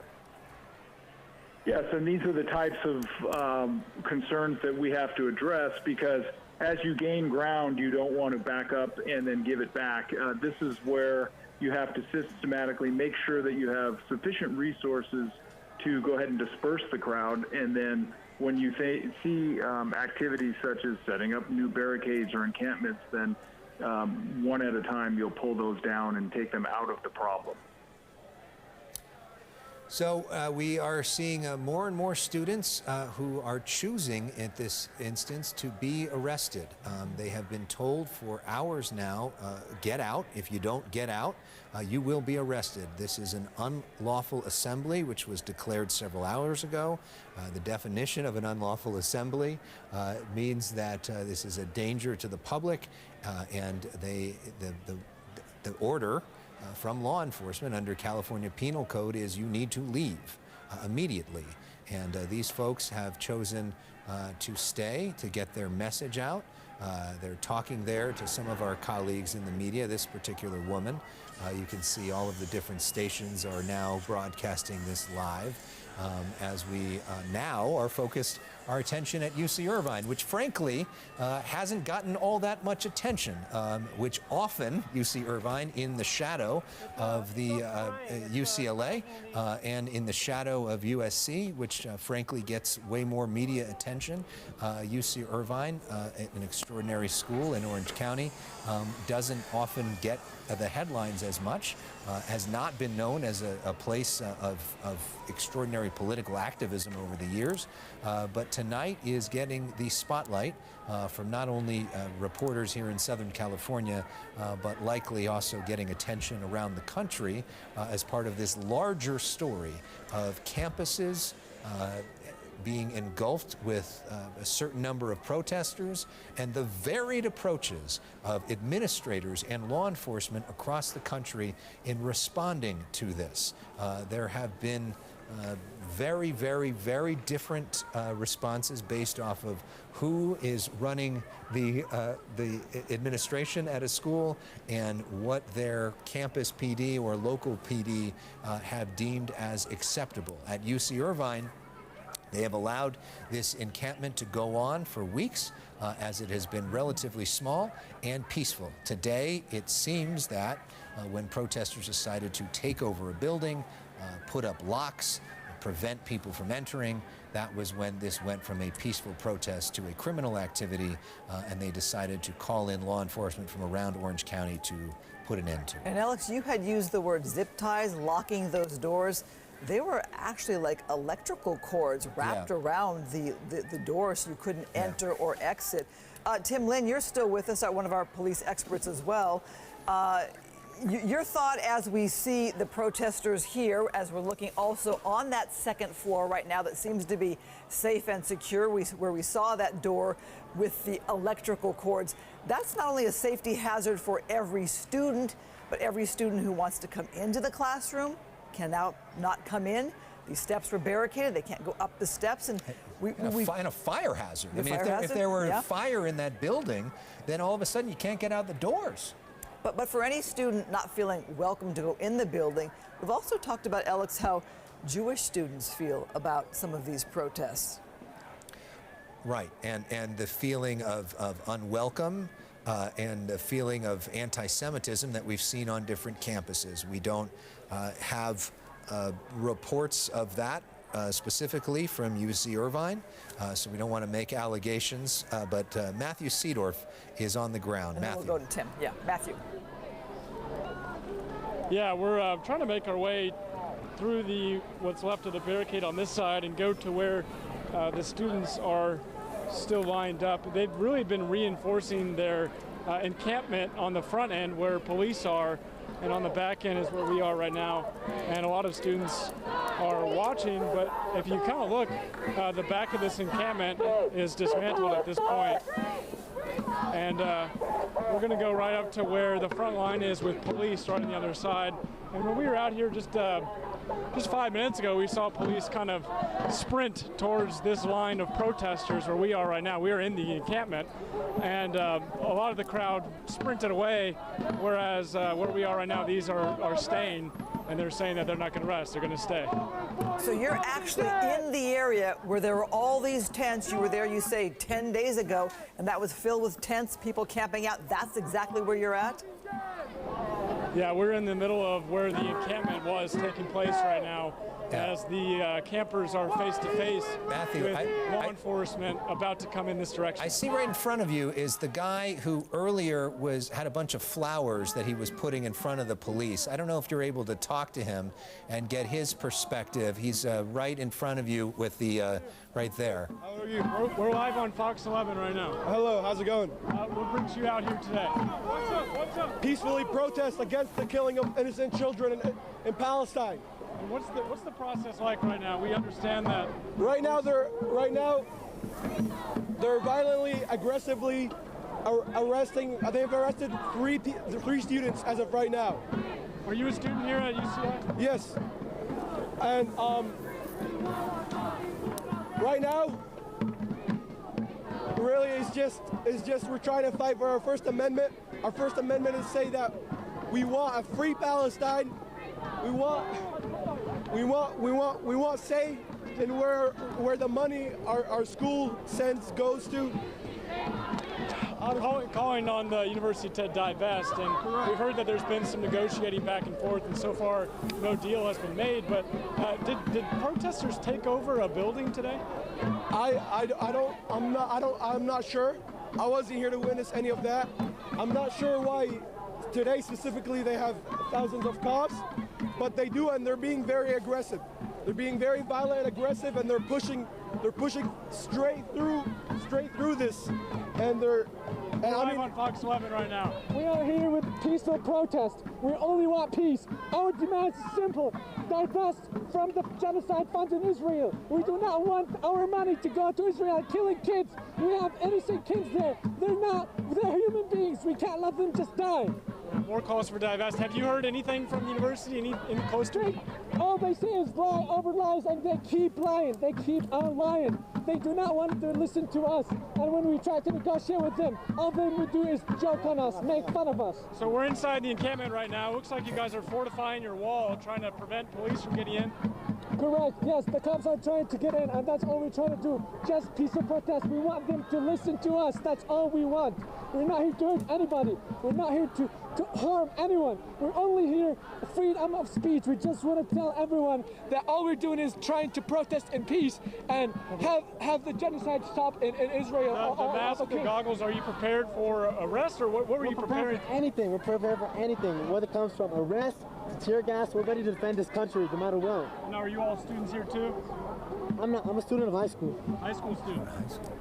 What about you? No? What brought you out here? When did you want to come out here and support?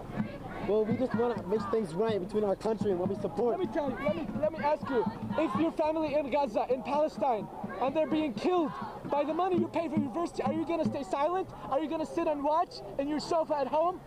Any human being, we do not want Israelis to die, we do not want Palestinians, we simply don't want anyone to die. Anyone who has nothing to do with all those political games, we do not want them to die. Our demand is very simple. Any human logical being do not want anyone to die.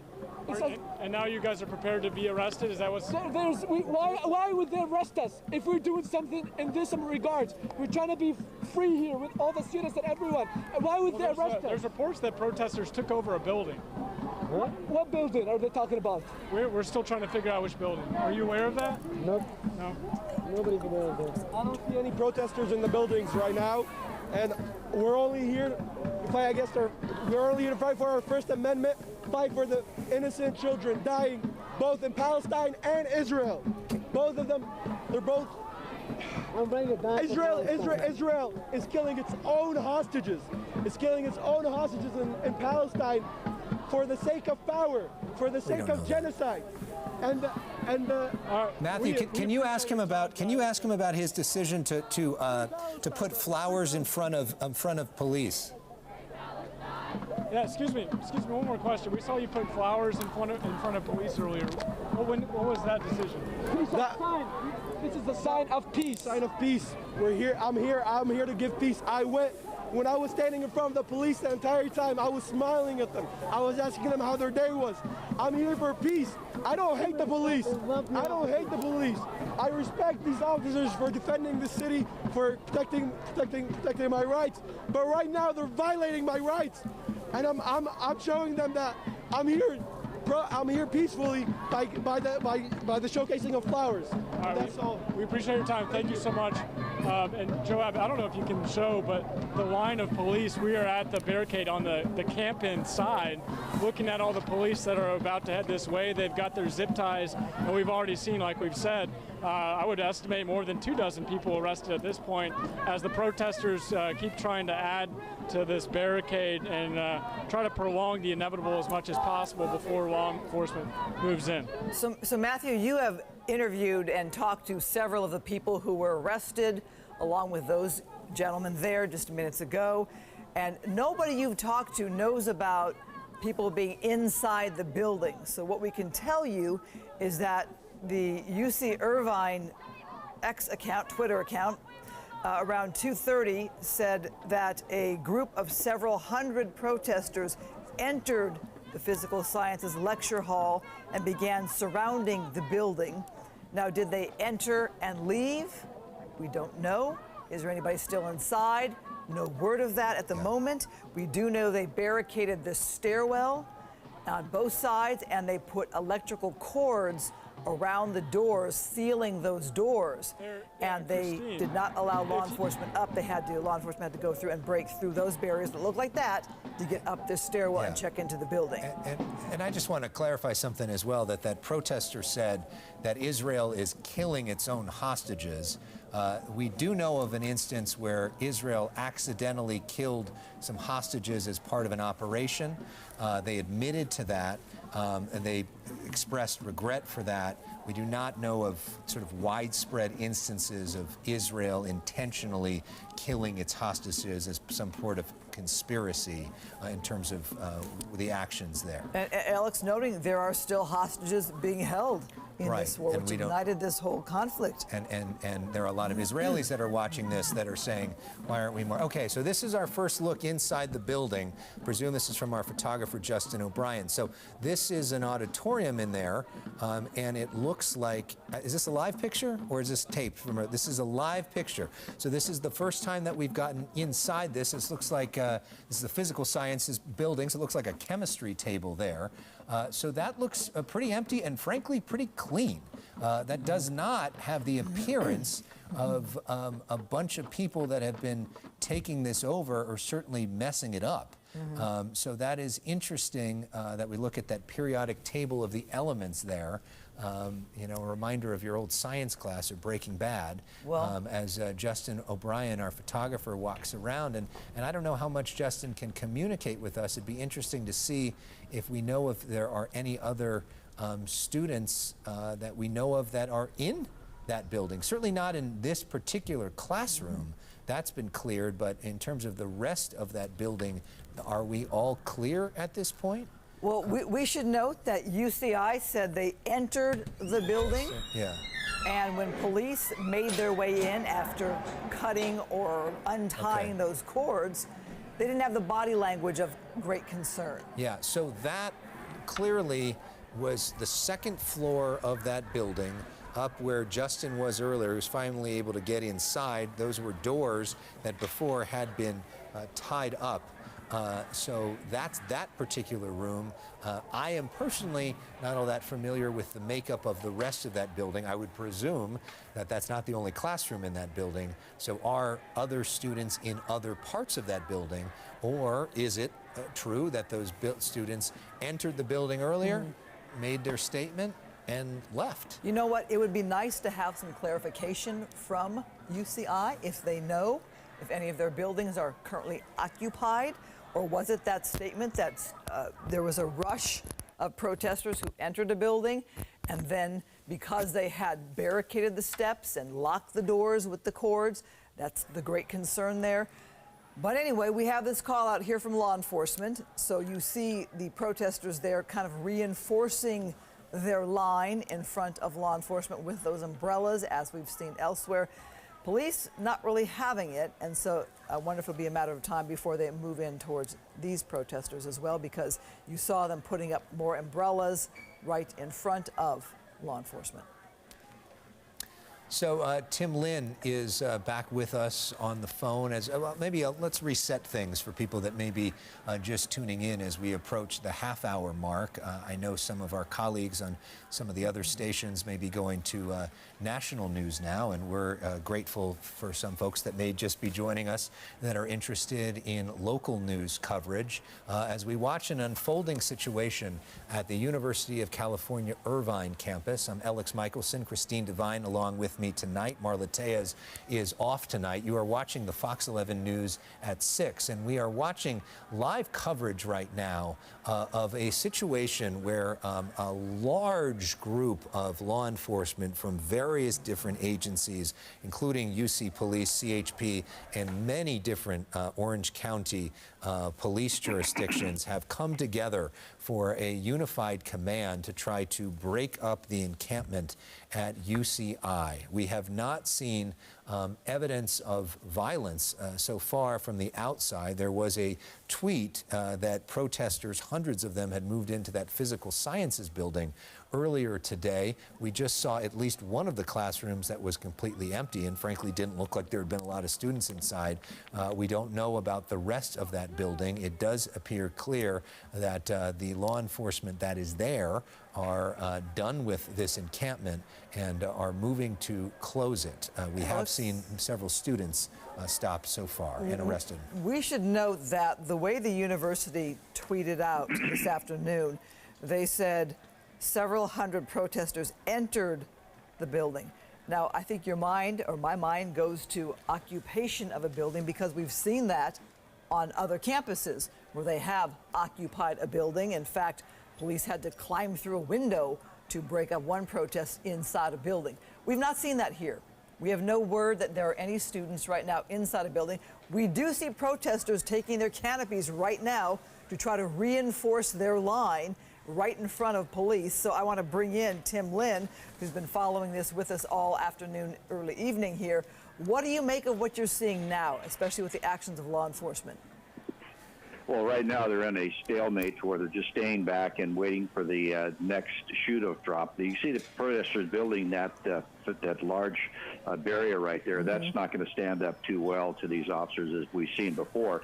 But like to reset this at 2:42, a call went out to all Orange County agencies on the emergency broadcast frequency that is in Orange County that they needed help at UCI. So a systematic response goes into place, well orchestrated, and always already in policy for each department within the county to send officers to the scene. So that's why you see so many officers there, is because when that call goes out on that red channel, as they call it, they respond without asking questions. They're there, they're ready to go and get there. So where we're at right now is they're going to stand and hold this skirmish line. Those arrests you've seen have been people who had either agitated, got into an officer, did something that spurred that arrest team to come through the line and pull them through.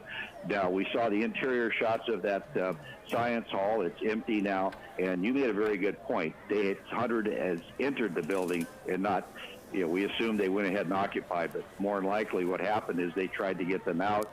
Things started getting out of hand. They called for help. Reinforcements came, and the folks that were in there decided to leave the facility and go back outside. So right now it's just a matter of what they're going to do here is systematically work their way through this crowd, clear out that barrier, and clear off the campus of all the folks that are on there, because we've talked at length about unlawful assembly. The order to disperse has been given, which tells all these people here they are not allowed to be in that area. They need to leave. And you see the hundreds of police cars that are off to the left on the Sky 5 shot, up in the Sky 11 shot up on the corner. That have all responded in from the different agencies now. They're not going to stay there forever. The department chiefs are going to be talking with each other to find out exactly what's going on.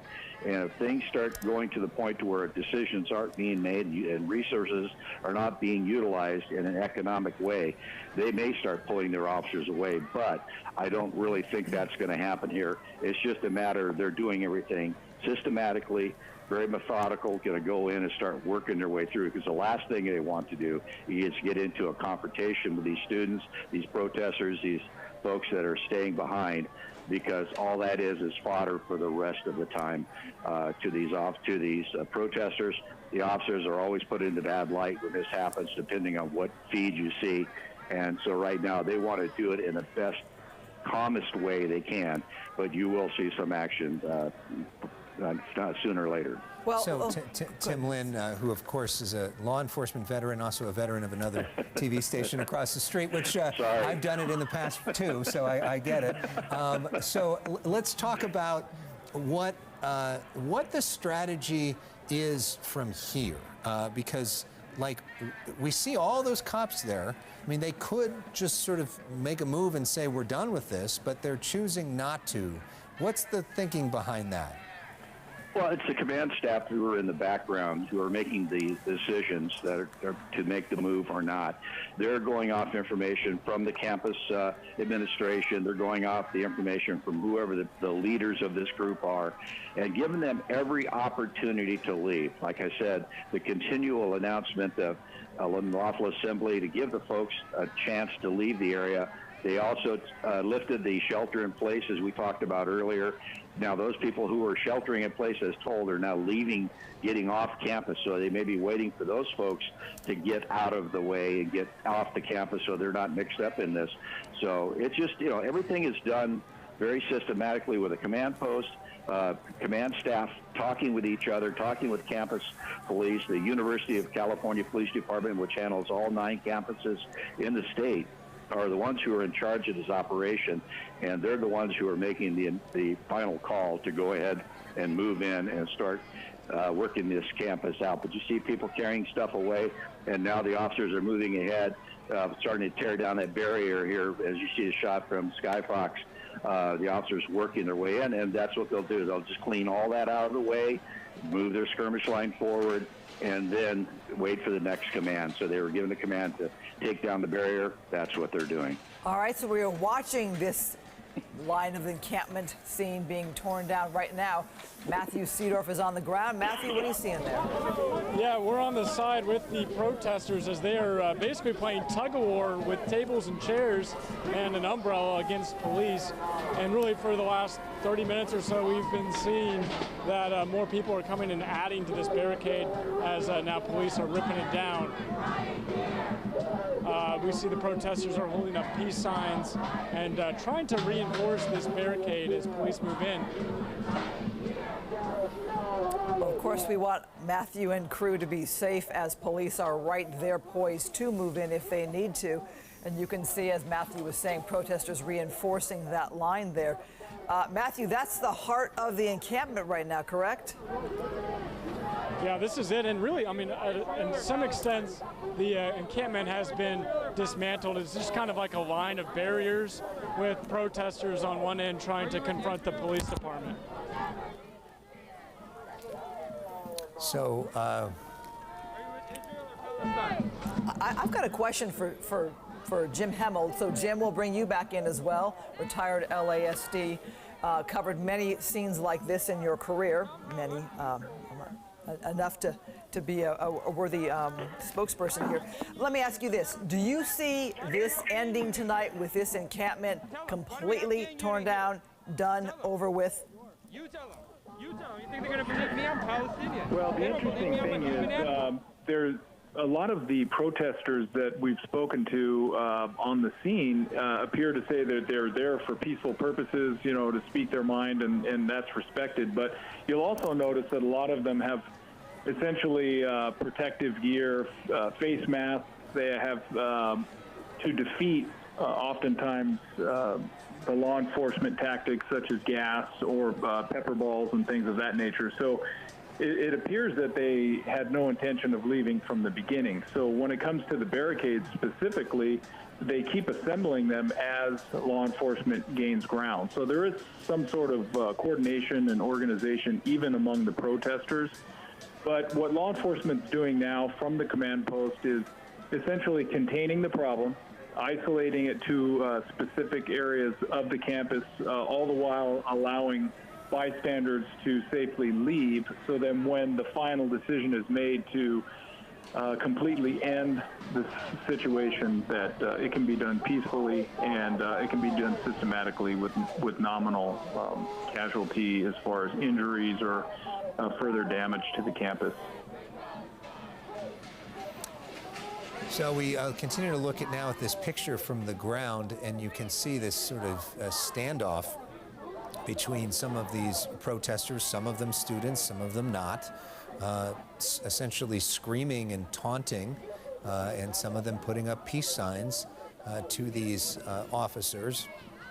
They're clearly frustrated that this demonstration is being broken up. They view it as a free speech exercise, and they think that their rights to free speech are being stopped, and they're frustrated by that. They are angry also about what's happening in terms of the actions of the Israeli government and what they view as an excessive bombing of the Gaza in response to what happened on October 7th. Matthew Seedorf, can you talk to us more about what you're seeing and what you're hearing from people on the ground? Yeah, I mean, at this point we're on, emotions are very high. So we've heard some, hecklers, but they're also face to face with police right now and playing tug of war with tables and chairs that they dragged out here within the last few minutes. And I can say, we were out here covering this camp in about a week ago, and a lot of these people I definitely did not see. So it's a different vibe. It's changed. And we just interviewed a high schooler that was here demonstrating just a little while ago. So, but you can see tensions are high. A lot of people have their phones out with police, just kind of waiting to make their next move. But police do not have this surrounded by any means. We were just able to walk around the barricade and get into this encampment that's now been dismantled.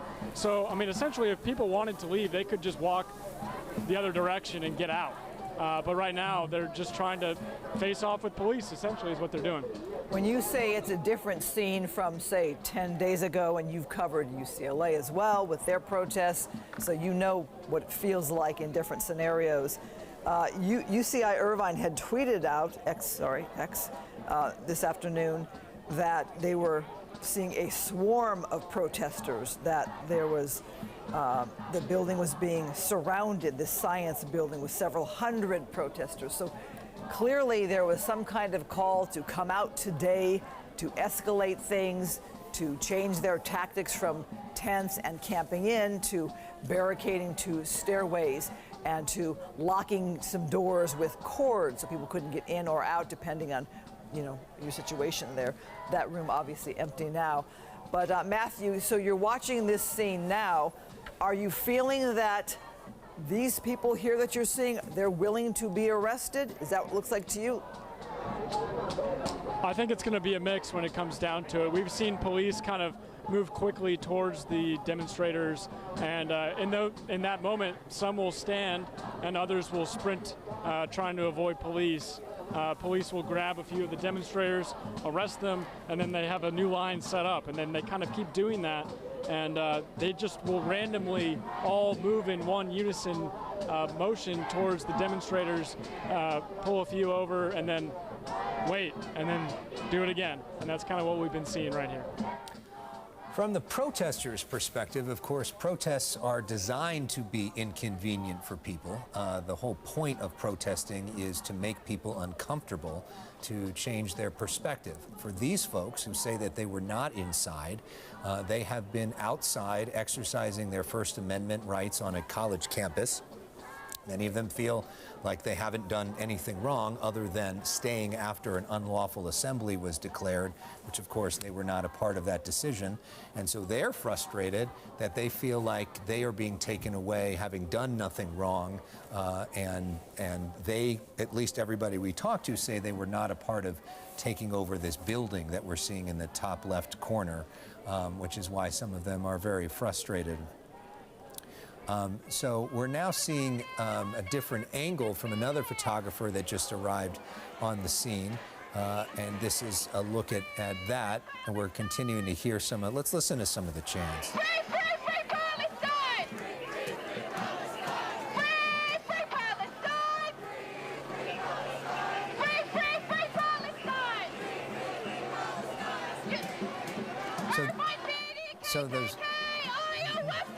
So those chants of Free Palestine continue as the police from various agencies all over Orange County stand by. We have seen them at times choose to move forward and keep those protesters moving back.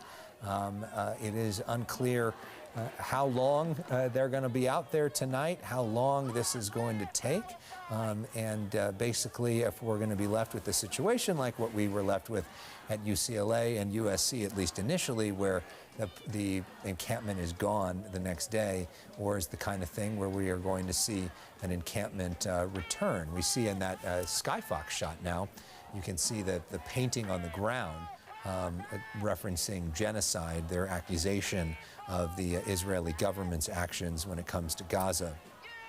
And they continue to demonstrate tonight and stand up to what they see as injustice in another part of the world. Keeping in mind, UCI just 30 minutes ago putting out this word on social media that anyone currently in buildings in the vicinity of the protest are advised to exit buildings and leave the area at this time. There had been a shelter-in-place order. They write, if able, please leave immediately and continue to avoid the protest area until further notice. So perhaps They're giving anybody who is still working there or in a classroom or studying on another part of the campus time to leave, time to not be in this area before moving in. Tim Lynn, let me get your perspective as to how you think this plays out as we're coming up on 7 o'clock in about 15 minutes. Oh, I see that they're just doing this, as we had said many times, it's methodical. They're just kind of working their way in, taking ground, moving the crowd back. And Right I see the movement is starting now, and they're going to go disassemble the last barricade they had. If there's any resistance by anybody on the other side, they're going to get yanked through and arrested. So right now you see things being thrown as well. So that's the things you got to worry about as an officer working in on this. You're going in to disassemble this barricades, but it's that guy that's 5 or 6 rows back that is throwing something over the top to come into your group. So that's what they really kind of keep an eye out for in a situation like this. But you see they're just methodically pulling this up through the line, stacking up behind them, and then just taking more things away from the protesters to start work their way through. And eventually they'll get them into a situation where they have them contained, and then they'll just start the arrest. You have given you a chance to leave. Are you going to leave? No, you're under arrest. Off you go. And like I said, they're all subject to arrest because those dispersal orders have been given repeatedly. They're already in violation of the law. It doesn't matter what their opinion is, what they think is, or what their attitude is towards whatever political situation side that they're on. They have been given a lawful order by a peace officer, and they must comply. If not, they're subject to arrest. As simple as that. Matthew Seedorf, we just saw folks move in, and did you see some folks throwing stuff at officers? Yeah, the police just rushed in towards the protesters. We saw someone throw something. You could clearly see police pointing at one particular protester, saying something to him as he kind of went towards the back. But they weren't able to really arrest anyone with that last push. But you can tell they're definitely trying to close this all down and move in methodically, as we've been saying. All right, just past 6:45. You're watching special coverage on the Fox 11 News at 6, the only local station covering this right now. So if you are just watching on another station, welcome. Nice to have you along with us as we continue to watch a tense situation unfold live in front of us at UC Irvine. And we see a push. Let's listen into this. Yeah, so we just saw the police move in again about 10 feet, and now we're pushing back. We are in between the police and the protesters, so the protesters are to our right. And it seems like the police are kind of picking up their pace and making these steps a little quicker than they were just a little while ago. And in each step, if someone hangs around, they will usually get put in the zip ties and be walked off. So the protesters walk back, the police move in, and repeat. And do you feel like you're in a position and a place to back up or back away if you need to? I'm sure you do feel that way. But how are you feeling being right there in the middle of that? Yeah, it's pretty intense, definitely. And, you can feel the emotions they're picking up between the demonstrators here as the police are closing in. They realize that they could be arrested if they stay. And you can hear them chanting now, peaceful protest, holding up peace signs as police get ever so slightly closer. And then, like I said, though, behind us, you could leave to the left, to the right. There's ways around you could leave, but the police have this one line in and they keep pushing forward. So really, at this point, if people want to get out without being arrested, they just walk away. But that's not what we're seeing right now. So we're about to make another push, it looks like. Okay, we'll let you document that. We're just getting word from UC Irvine. We reached out asking for a statement from the Chancellor, Chancellor Gilman, and we've been told that he will not be releasing a statement tonight. So no word as this big event is happening on campus from the head of UC Irvine. So we are looking at two different viewpoints from Fox 11 cameras here at UC Irvine as we're getting close to 7 p.m. Jim Hemmel, our police expert, also, you're watching this scene as it's still light out. How does it change for law enforcement when it becomes dark? Well, time's on our side in the sense that there's really no rush. We can bring in resources to light up the area. I don't see that as being a concern. I think it's going to be all predicated on safety or any nuances to that environment. So at the command post, they'll have a map of every ingress and egress route there. They'll sketch out where most of the protesters are, and then any other people that could be impacted if they were to empty and exit the campus when they make the final push. They want to make sure that they're not exiting people onto small streets or local areas, commercial areas that would then also be disrupted. So these are a lot of considerations that need to be taken into place. It was interesting, Alex and Christine, you'd mentioned about the different response from various administrators, and you're so right on point on that, because in Los Angeles, and you can imagine, I can speak a little bit more being retired now, but you get, particularly the George Floyd protests, you had various responses from different city officials.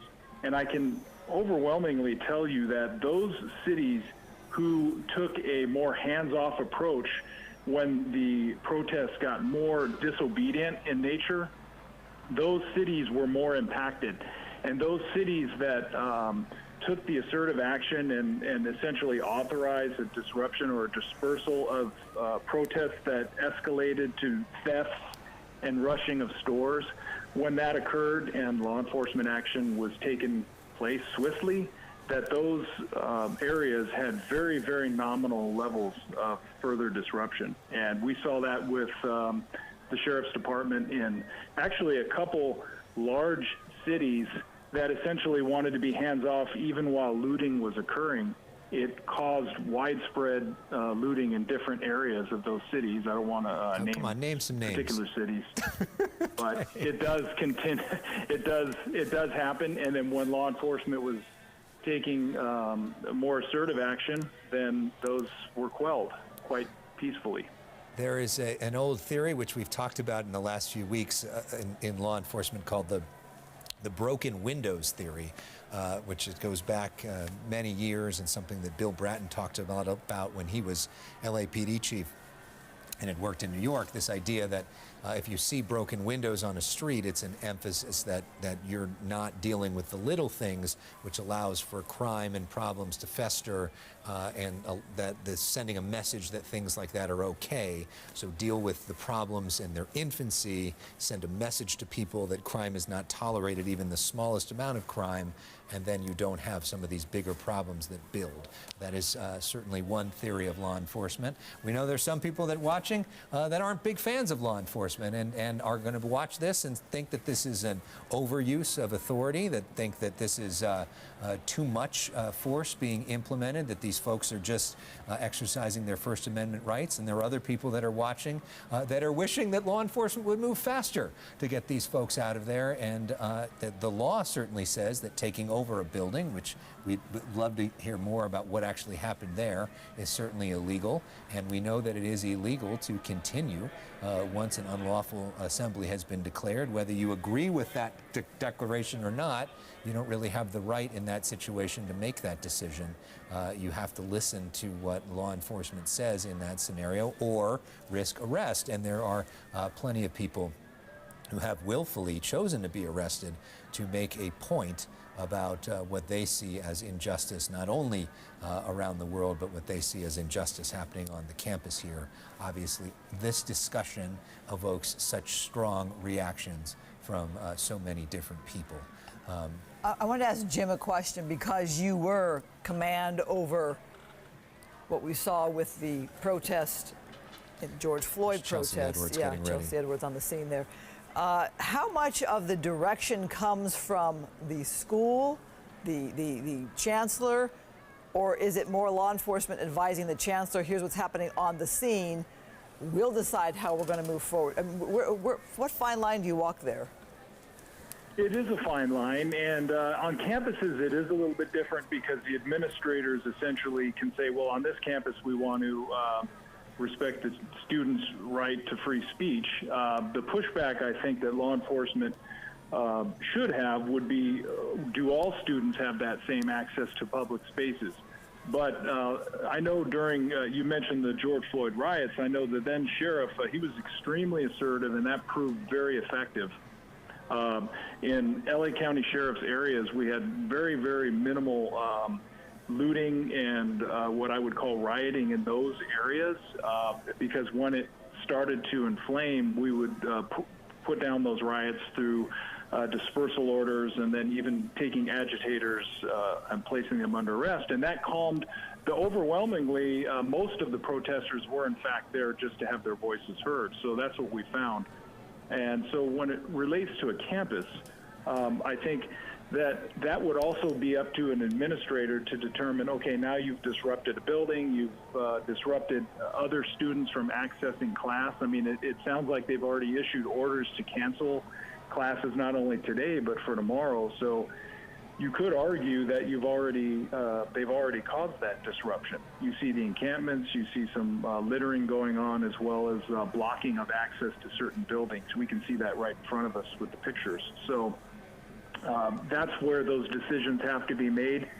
But all the while, oftentimes people forget, it may not apply as much to a campus, that the sheriff, oftentimes they'd ask, why is the sheriff an elected position? Because you know, it's a law enforcement, it's a chief law enforcement officer, but in circumstances like this, particularly as it would relate to not necessarily this case, but say George Floyd protests, you know, a sheriff can make decisions that impact law enforcement because he's an elected official. And so that's where that comes into play. And I know in Orange County, Don Barnes is very similar in the sense that he will assert himself to take law enforcement action if it disrupts the rights of other individuals, all the while respecting those who would want to protest. But when you start getting into hate speech, blocking of public spaces, it's time for law enforcement to speak to these elected officials in a common sense way and say, how much longer do you want the disruption to occur? And of course, the sheriff does not have jurisdiction here. The UC police technically has jurisdiction in this situation. The sheriff is assisting in that. Of course, the sheriff is an elected position, and then in LA, the LAPD chief is not. Let's get to Chelsea Edwards quickly, who just arrived on the scene. Chelsea, what are you seeing?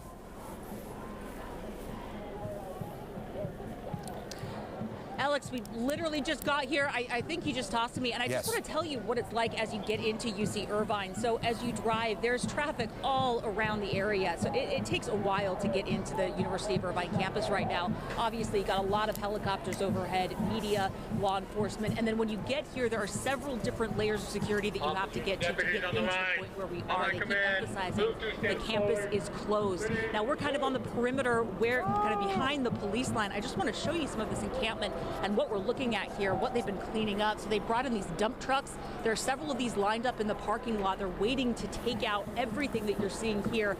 Mattresses, we've got sacks, lots of paper goods, sleeping tents. We've got just a lot of debris all over the place here. And, you know, they've got a lot of work ahead of them in terms of the cleanup. Again, we're just getting on the scene here. We will, of course, bring you updates as we get them. Chelsea, I could hear the command there for the police line to move 2 steps forward. What are you seeing from your perspective when it comes to law enforcement? So again, we're still getting the lay of the land here, but if we walk over here, you can see that line. We've got sheriff's deputies, we've also got police, and they seem to be talking from over in this corner, and we can see that standoff between the protesters and law enforcement.